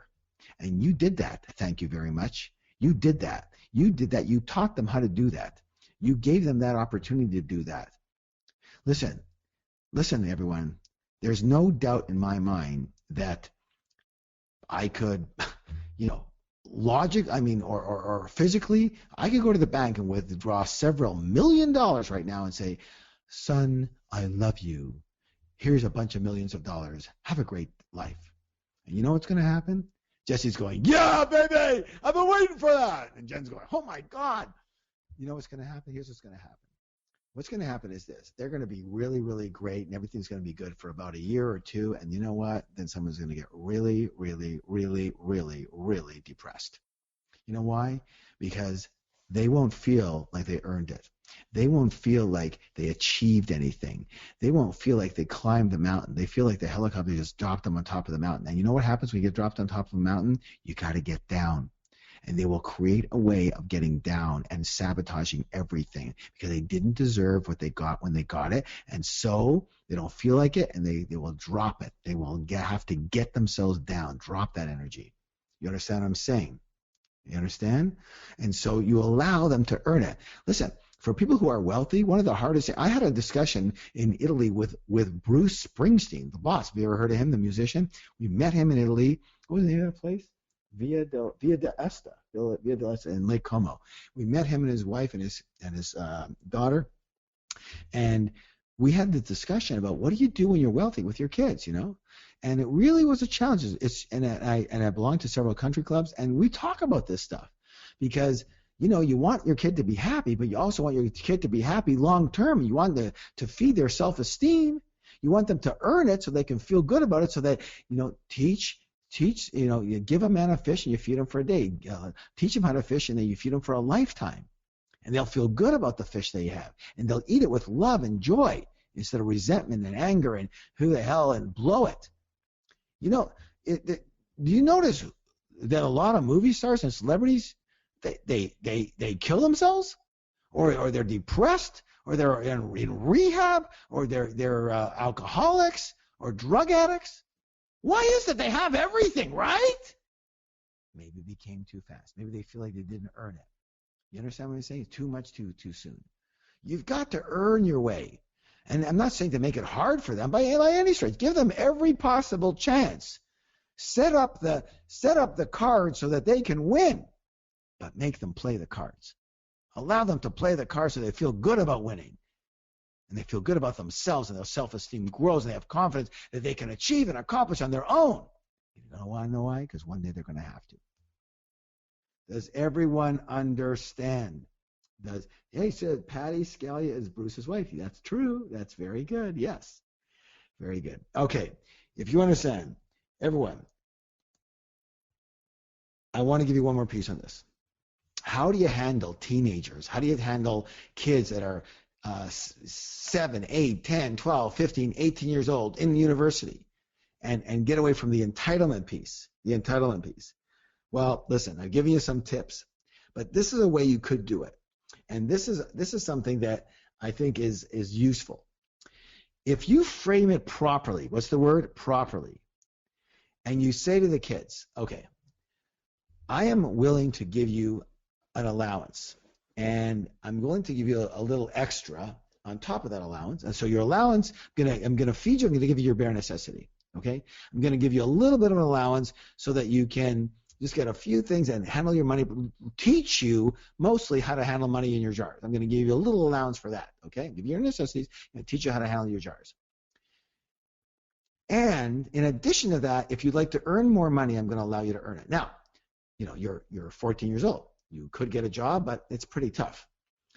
Why? Because you're in school and you're 14 and you're underage or whatever it is. So here's how you can earn more money: these chores, et cetera, et cetera. These things you can help us with. That's how you can. Also, right now, your job is to go to school and be successful in school. That's your job. That's the job that you have right now in your life, to learn how to think and be successful in school. And your success is determined by the grades that you get, part of it, okay?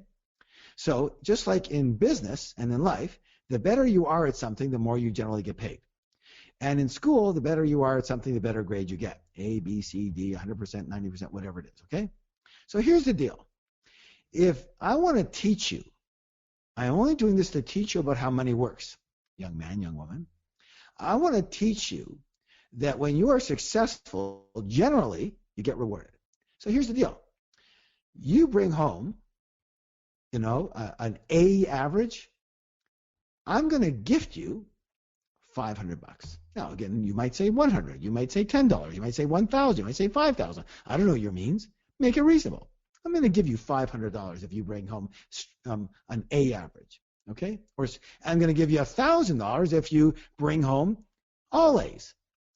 I'm going to give you $100 if you get all B's, and I'm not going to give you anything if you get an average of C's. And then if you want to be really heavy duty in your learning, and you say, and if you get a D average or if you fail, you give me $100. Okay? Now, you're saying, I don't like putting money with learning. Then don't. I'm giving you a suggestion. Why? Because to me, if you explain to a child that their current job is to be successful in school, and they are being trained in school for success, for achieving an accomplishment and doing what they said they would do, and doing it well with quality, that's what their school is training them to do, then you would like to add to that in their training, for training purposes only, you're going to add to that with some financial rewards so that they learn, and you say that to your kid, so you learn that when you get out in the real world, the more successful you are at something, the better you do something, the more quality you do it with, the more you earn. Now, if you can do that and you explain that to them and they understand it from that perspective, I think you'll have a winner. Everybody put your hand on your heart. Say, I am a spiritual millionaire. I am a spiritual millionaire, okay? And by the way, some people say, well, I have kids that are 30 years old and still living at home. Well, here's the problem. If they are, it's learned helplessness. Find out what's going on. The thing with most kids who come back from university to the house and stick around, you know what their problem is? Their problem is they don't have a passion. They don't have a passion. If they're counting on you to support them completely, I think they're missing passion. Because if they had that passion, they would want to be doing what they're doing. They would earn money at that. And again, do it in a way that earns funds. You solve a problem. What problem are they solving for people? You know what? When you help them, when you support them, it's better to support them by doing this. And the same with your family. So just giving them money and even adult family and things like that. Send them to a course. Send them to a training. Support them in their learning. That would be better than just handing them over money. Does that make sense? Okay. All right. Again, put your hand in your heart and write down, I am a spiritual millionaire. Spiritual millionaire. I want to go through one more here while I still have a couple of minutes here, because I want to teach you something that is extremely, extremely important. Okay. Diane Eisenman She says, I recently made a small a loan to my cousin, and then he lost his job and is living on a house sale proceeds. He originally agreed to make small interest payments, but has failed to do so. I am most unhappy for the loss of trust, which is impacting our relationship. What can be done at this point? Okay. First, lesson number 1. Everyone listen up. Everyone listen up. Never lend money you cannot afford to lose. Never lend money you cannot afford to lose. That's my motto. You want to know why? Because I'm going to tell you this right now. Half the time you loan money to people, you'll never get it back. And you're going to be really, really upset if you couldn't afford to lose. And you know what? When I loan money to people, not businesses, not investments, when I loan money to people, I generally, in my head, I'm going, if I ever see this back, it'll be a miracle. I'm not expecting it. It'll be a bonus. And when I do get it back, it's like, oh my God, thank you. That's amazing. When I don't get it back, I go, no big deal, because I wasn't worried about it, okay? Lesson number 2, know this. Whenever you deal with money and friends or family, I'm going to say it again, whenever you deal with money and friends or family, most of the time, there will be issues. Ugh, I hate saying that. I hate saying it, but it's my experience. You know, I'm only 60 years old. I only have 1 million students. I've only been dealing in this arena for 30 years, and I can tell you this. Whenever you're dealing with money and family or friends, there will be issues. Not all the time, most of the time, unless you are on the same page. And what is the key word? There is a word. It starts with a C. Let me see if you know it. There's a key word, again, in all relationships. What is the key word? Communication. Communication is the only way to prevent that from getting out of hand. So, you know, I work with Michelle. I work with Jesse, my son. I work with Jennifer, my new daughter. Okay? I work with them. And the thing we've got going for us is personal development. And it's not easy. However, we communicate. When there's something to be said, we do our best not to take it personally, and we communicate what's going on. You know, a while ago, there was a bonus structure that was supposed to happen. Jesse and Jen had one idea of how the bonus structure was to be paid, and we never talked about when it was supposed to be paid. But I had a completely different, because I did it the way I normally do it. You know, annually, you have an annual bonus just like everyone else. But they thought it was going to be coming, you know, every month or so. And they told me that, and I told them that, and we talked it out, and we agreed, and we resolved it and agreed on when it was to come. Now, we would have been best if we would have said that from the very beginning, but nobody ever thought of it. So it was great that they said, hey, Dad, I mean, where's our money? And I said, what do you mean, where's your money? It's been 1 month. It's after 12 months. What? We didn't know that. Oh, okay. Well, that's how it goes. Well, we didn't know that. Or, you know, we misunderstood. Okay, well, let's see if we can resolve it in a fair way that you feel good about. How about this? How about that? And we said, okay, well, let's do it quarterly. And they said, okay. And I said, okay. And we said, okay. And everybody's happy. You know, the other day there was another issue that came up and in business. And I said, you know, I feel this, and and Jess said, you know what? I feel that too. I understand. And I will make the correction. What I love about them is they are willing to take coaching, and better than that, they're willing to own up to something, take responsibility, and just simply make the correction without freaking out and taking everything personally. And that's all comes from personal development. Are we perfect? No, not even close. But our only shot is communication. Communication, the best we can. Does everyone understand? So, I want to give you, because I strive to give you, you know, 1,001% on every call. Whatever I can give you that's going to help your life. So 1,000%.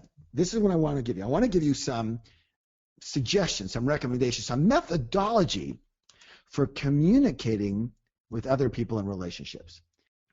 Whenever someone is speaking to you about a situation that's occurred and they're a little upset, I'm going to give you 2 magic words. 2 magic words that you must use before you say anything back to them. 2 magic words. Whenever someone says anything to you that has a little bit of upset or a little bit of saying something to you or whatever, and they have a little energy around it or a lot of energy around it or they're upset, here's your 2 words. Ready? There they are. Write them down. I understand. I understand. I understand. Write that down. Let me see you write them down. Not I'm sorry. I understand. Write it down. I understand. Not I do. You're not marrying them. I understand. I understand. What does that do? Okay, remember, when someone is upset or angry or whatever they are in a communication, they are expressing their what? Energy. They're expressing their energy is an upset energy. And what is it that they want? Well, we don't know that yet, but they definitely want to be heard. They definitely want you to understand what they're talking about so you can make a correction or say, I'm sorry. All they want right now is you to understand. And all you have to say is in a soft tone, I understand. I understand. And when you do that, that begins to diffuse their energy. And it gives them what they are looking for as a beginning, as a start. Do y'all understand this? Okay? They feel heard. That's right. Someone's saying, Christina, they feel heard. And now they don't have to defend and keep going and going, even though they might to expend more energy. They don't have to. You just need to say, I understand. Okay? And when you do that, magically their energy begins to dissipate because they feel heard. And then it'll have to go. Here's how most people do. They get upset, and then what do? You get upset. What the hell are you talking about? That didn't happen. Blah, blah, blah, blah, blah. Now, even if you have your own viewpoint, which is very different than theirs, I'm sure, you don't go, well, what are you talking about? That's the worst thing you can do. Why? Because all that happens is a fight. You're upset. They're upset. You're upset. You're angry. They're bigger. Fight. That's all that can happen. So you go on the offense, they have to go on the defense. As soon as you say, even if you've got it perfectly logical and you have a side to this, here's how you do it. You're going to state your side, but what are the first 2 words you're going to say? So they go, blah, blah, blah, blah. And you go, I understand. I understand. I get it. Yeah, I get it. I understand what you're saying. And you let it sink in. And they go, yeah. And they try to give you a bit more and go, yeah, I get it. I understand. Wow, I understand that. Yeah. And then when the energy has dissipated and it's no longer coming at you, then you say, I understand. And is it okay if I tell you how I feel or why I did it that way so that I can learn? I understand. Is it okay? And they go, well, yeah. I mean, see, if you understand and you are okay with it, they're going to be okay. You say, I understand. And here's how it was for me, just so that you understand where I was coming from on this time. And then we can make some corrections, okay? But this is how it was coming from me. So I get where you're coming from. I totally understand what you're saying so much. And where I was coming from was boom, boom, boom. Okay? Don't make them wrong. Okay. Now, I'm going to give you another major way of communicating, the part that says your part. Do you want to hear how a technique, a methodology, wording, actual wording for you to use, for you to try, again, don't believe what I say, just try for your own experience, for you to use when you're stating your part. Here is the way you do it. When you start your part, with the most important thing in any of your communication, whatever you do, is do not blame them for what's going on for you. You must take ownership. Now, a lot of you know this, but you just don't do it. And you know what? It's not easy, is it? Okay? You must take ownership, accountability for what's going on for you. So here's how you do that. You say, what's going on? So you say, I understand. And whenever you do this, I feel like this. And what I ask is this. Okay, so here's how it goes. I embellish it a little bit, and I'll give you how it goes. So you say, So someone says, something like, you you're spending too much money. Okay, so it could be something like, I understand. And when you spend more money than we actually have, I feel very scared that we're not going to be able to retire, and that I'm going to have to work forever, and that we're never going to be free. And honey, I know it's not fully rational, but it's just my fear, and I own it. It's me. It's not you. It's me. But I would just feel so much better, and I feel so much better if we could just stick to spending only what's in our designated jars for that purpose, what we agreed to. It would make me feel so much better. I'd feel so much more secure instead of having all this fear. Do you think that could work for you? Would you be willing to do that with me? And they're going to go, well, sure, honey, I'll do my best. I'll try again. I'm sorry. I overspent again, and I know we talked about it, and I'm sorry. I will try to do better. Just remind me, a little bit. Or do you see it? Now, it's not going to be perfect every time, but here's the key words. When you do this, so when you do, say, fill in the blank action, or when you say this, I feel. So you own your feeling. You're saying it's not you, it's me. It's me. I have this feeling. It's not even right. It's me. I own this. And I'm asking you, would you be willing to help me with this by doing that, which is requesting a new action? And that's all that's happening here. When you do blank, I feel blank. It's not you, it's me. And I'd love to get your help. I would feel better if you would blank. So something to that effect. When you do blank, I feel blank, and my request is blank. You can embellish it, you can not. But the ownership see how there's no blame there? It's not, I cannot believe you spent all our money again. You know what you're doing? You're driving us to the poorhouse. We're going to go bankrupt. What is the matter with you? I work my ass off. You do nothing. What do you mean I do nothing? I take care of the kids. You want to change the diapers, you stupid guy. That's how it normally goes, doesn't it? But there's no argument here. Sure, they might say something. You own it. How many of you understand what I just said? How many of you got a lot out of this? How many of you got a lot out of this? Ownership is the open door for resolution. So again, my ex-husband needed this course. Yeah, a lot of you got this. A lot of you heard this before. A good reminder. Good, but are you doing it? Are you doing it? Very good. I love you guys. I love what great learners you are. So everyone put your hand on your heart and say, I am a spiritual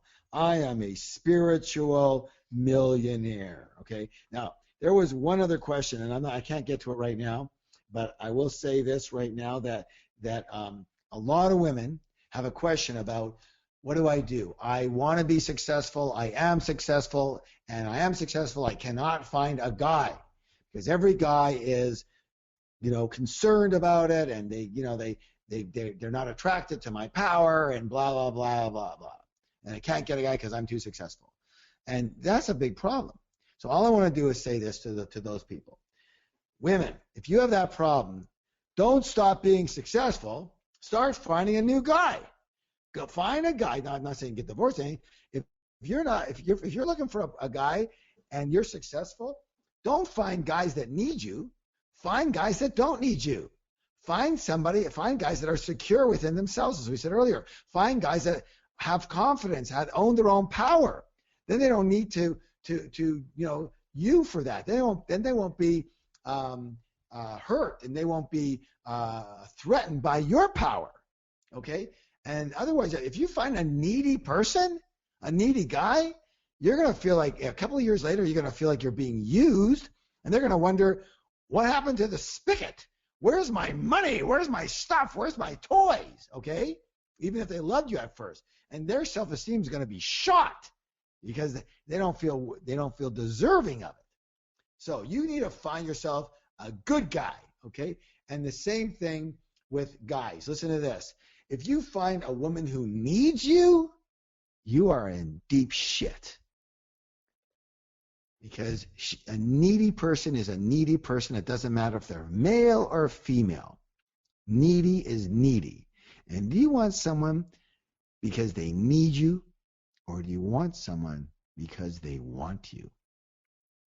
Do you want someone who needs you, or do you want someone who wants you?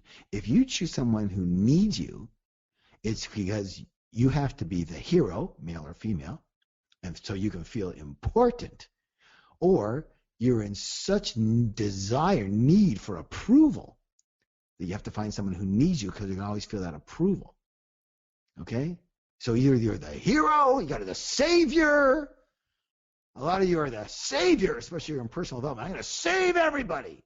Let me find the needy people and take them under my wing. Yeah, that's great. Do that for charity.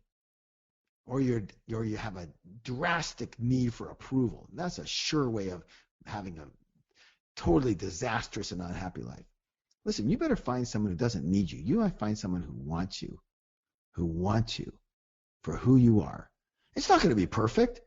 There'll be a lot of discussion and communication, and I'm going to give you one last thing, because this is our last time together on relationships. One last thing. I want you to write this down. Everybody write this down. These are the 4 elements of relationship, the 4 stages of relationship. There are several people who teach about this, but my good teachers are Paul and Elaine Cutright, and they're good friends of mine. I heard it first from them, 25 years ago, and it made such a difference in my life. And so here are the stages of relationship. Here they are. Listen closely. The stages of relationship, and they are: the first stage is called the stage of attraction.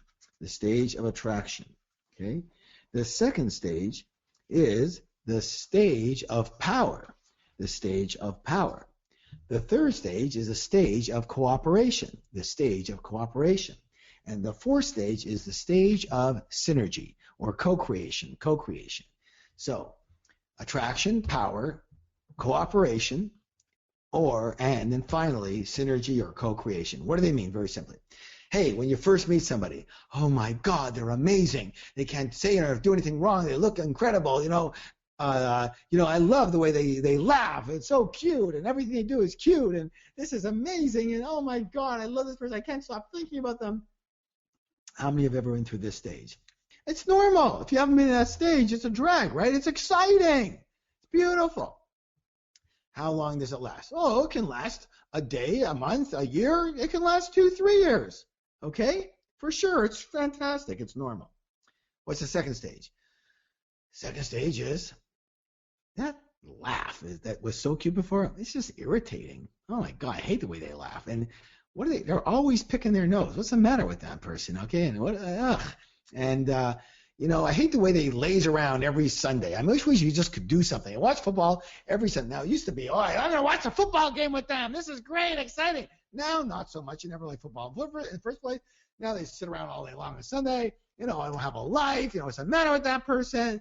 And this, and now this is boring, and I hate the way they eat, and mostly though, it's the training stage. It's like, I like this and I don't like that, so I'm going to train you to do what I like. I need to train you to change. You need to change because I don't like this. So, at first we were eating at 8 o'clock at night, and I wasn't crazy about it, but you know what? It's the way it is. It's cool. So I'm pretty sure I'm getting fat. And I don't like eating at 8 o'clock at night. And I need to train you to eat at 6 o'clock. So we have a big fight about that, blah, blah, blah. We need to eat at 6 o'clock because it's more healthy, but I don't want to do that. I want to eat at o'clock. No. We need at 6 o'clock, blah, blah, blah. So I'm going to train you to be what I want, okay? Do it the way I like to do it. All right, in everything. So we try to train each other so that we can own our power, and we take a power position. We want them to do things our way. How many of you have ever been in this stage? Have you ever been in the power stage, or are you in it right now? Because sometimes that power stage lasts for 5 or 10 years, and it'll stay in that stage until you go to the next stage. And the next stage is cooperation, and the next stage is acceptance. and where you say, you know what, this is the way this person is. I'm not going to change them. I'm going to accept the way they are. And they say the same thing about you. And you say, you know what, let's talk about our differences. And let's figure out a way that they can work with each other and in our relationship. Let's sit down and talk. So we're going to cooperate and we're going to work on this so that we are happy together.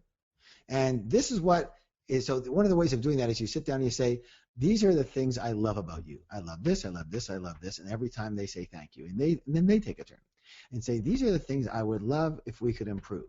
And they say, you say, first of all, you make an agreement. No one's going to take anything personally. And they say, well, I agree. And you say everything with compassion and heart and beauty, okay? Say, I would love to improve the way we communicate, well, especially when we do this. And when you do this, I feel this, da, da, da.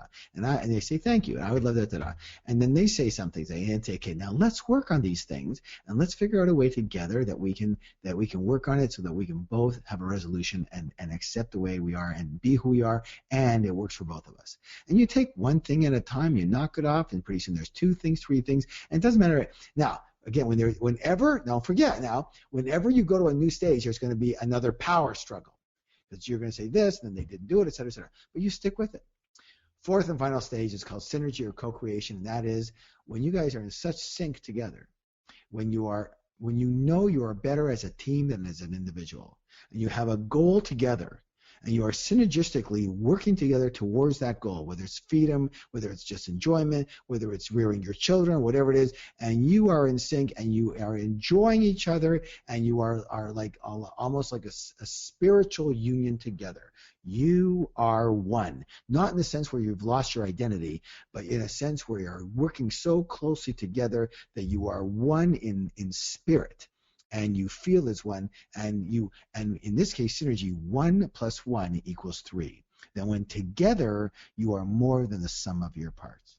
Now, I wish that I could get into this a little bit more. I have a program called All Your Relations that I haven't run in several years. Who knows, maybe one day we'll put that back together. But I'll tell you what, we do have a program, I'm not sure if I mentioned it. It's called our Life Makeover program, and if you're involved in that, you will learn this, and you will learn it with your coach, and because your coaches are trained by us, and we work with people, and it's pretty brilliant. And all I can say is that the happiness and the relationships people have and the money that they have after working with this course is just I'm just blown away myself. So I hope I've been able to help you with your relationships and money and in general. Everyone, put your hand on your heart and say, I am a spiritual millionaire. I am a spiritual millionaire. All right. By the way, some people were asking, about Paul and Elaine Cutright. They are close friends of mine. They are beautiful, wonderful people. They wrote a book called Straight from the Heart. Straight from the Heart. I'd highly recommend that you get that book.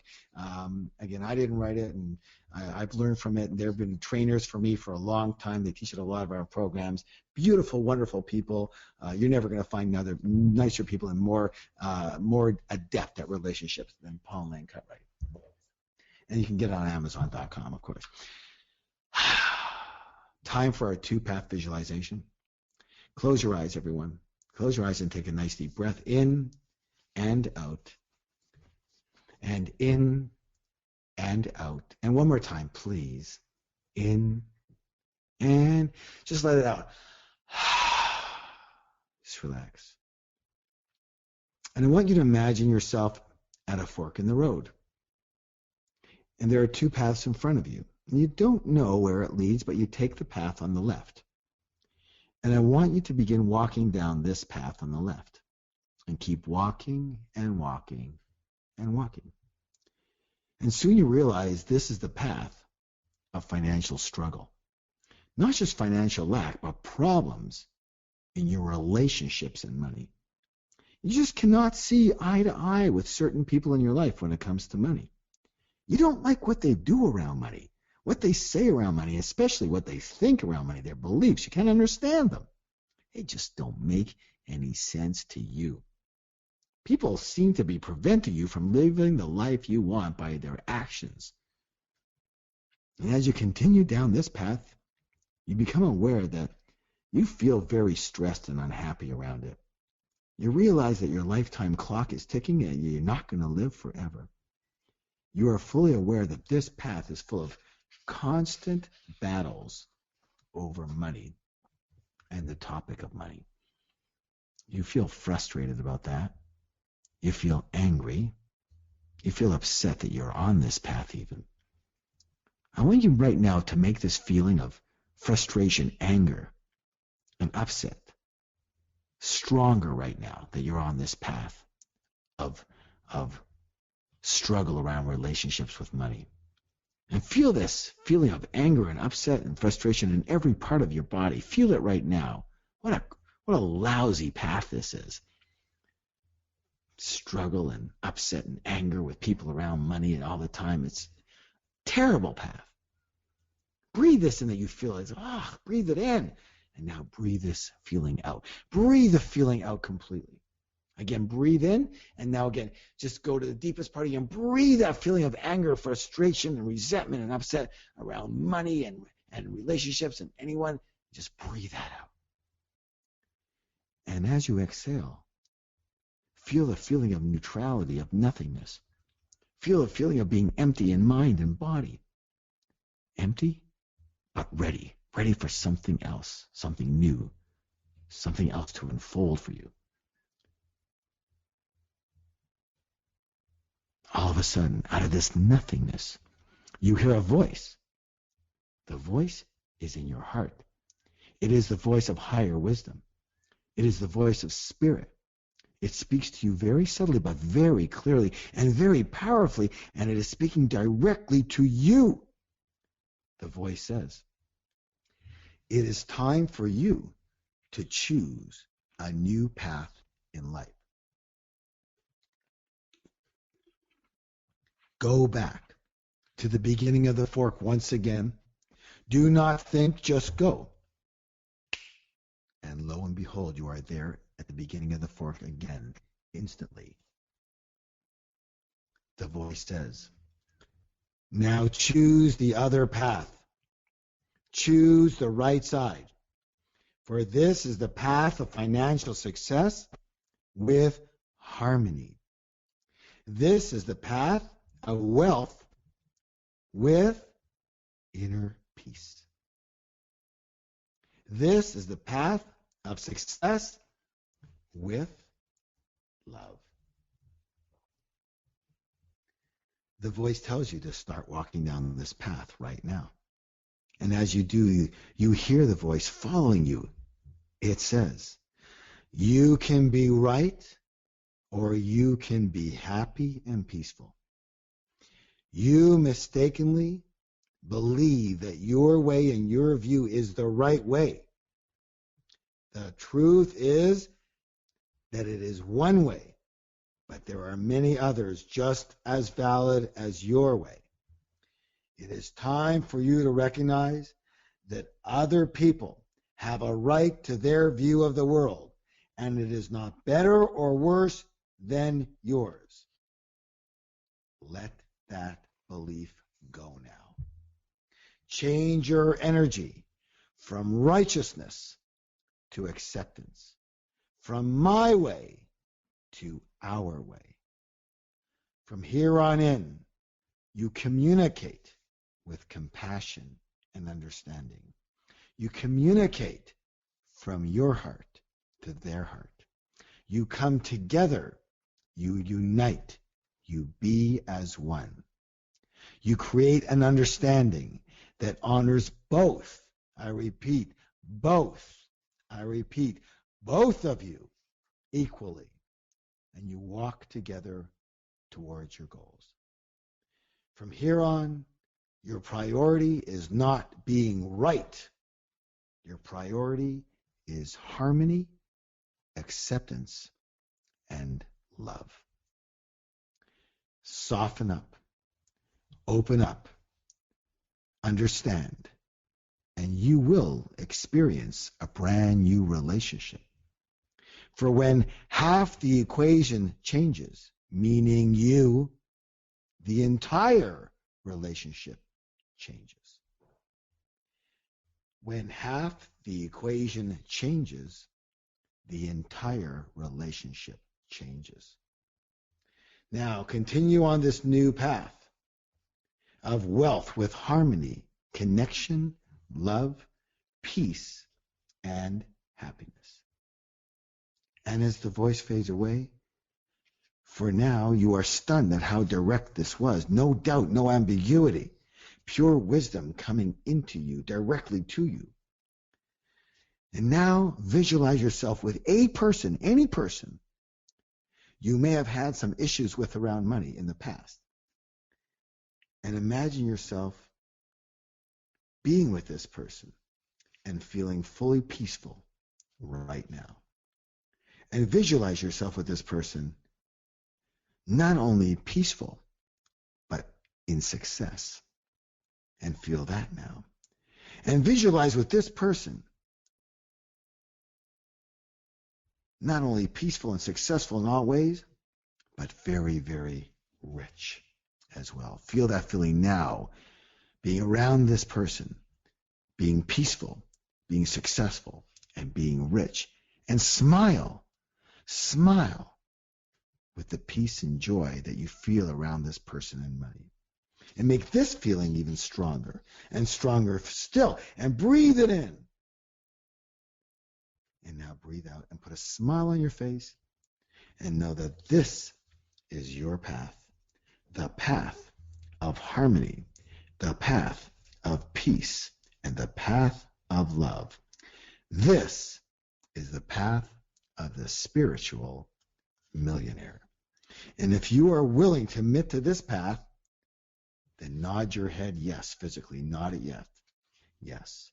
And now with your eyes still closed, go ahead and touch your heart and say, I am a spiritual millionaire. And say it again.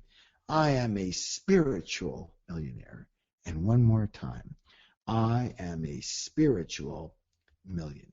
And feel what it feels like inside you to be a spiritual millionaire. One who is not in conflict with others around money. One who is at peace with everyone around money. One who communicates when there is any disagreement or upset around money, elegantly and with compassion and with truth.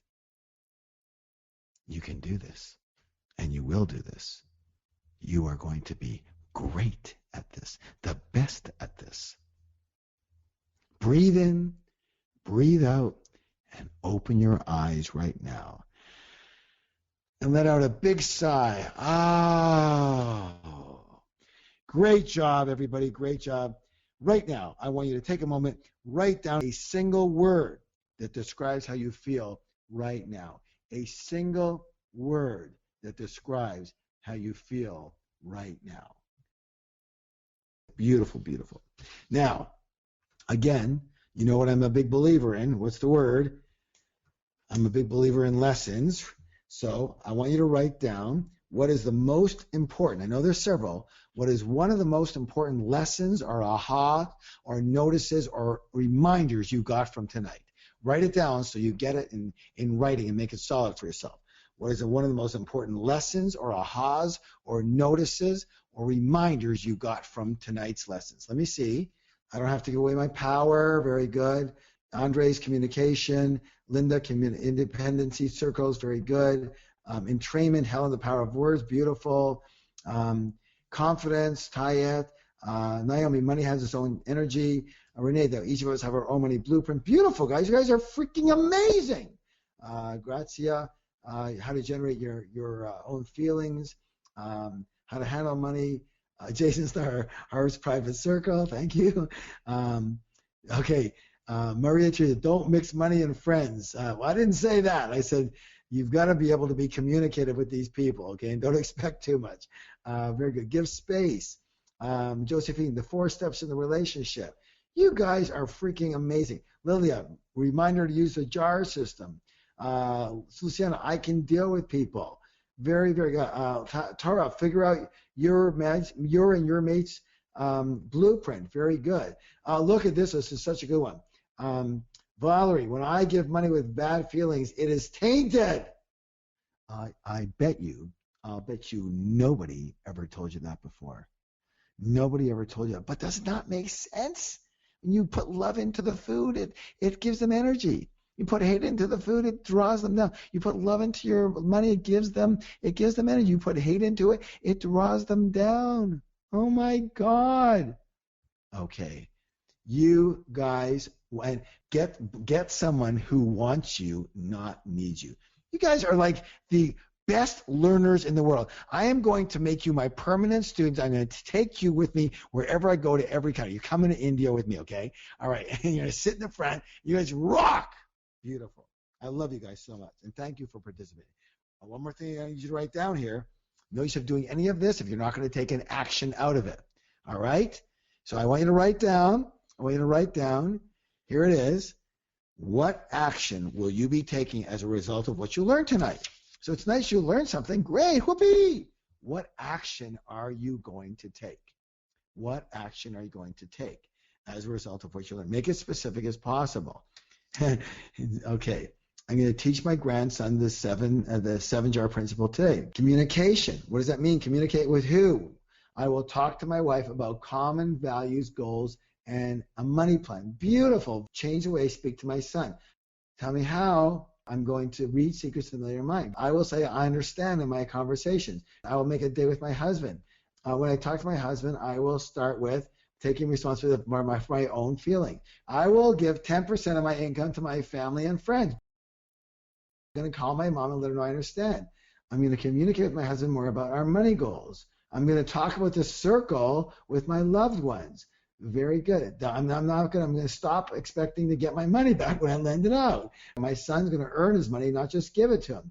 Beautiful, beautiful. Okay, you guys, I am so proud of you. So proud of you. Listen, you're just so good, so good. All right, here's your homework for this week. You're going to state a mantra, and knowing that the universe wants you to be rich and wants you to be in harmony with others, you're going to state this mantra 5 times a day. When you arise, when you go to sleep, and before each of your 3 meals, if you have 3 meals.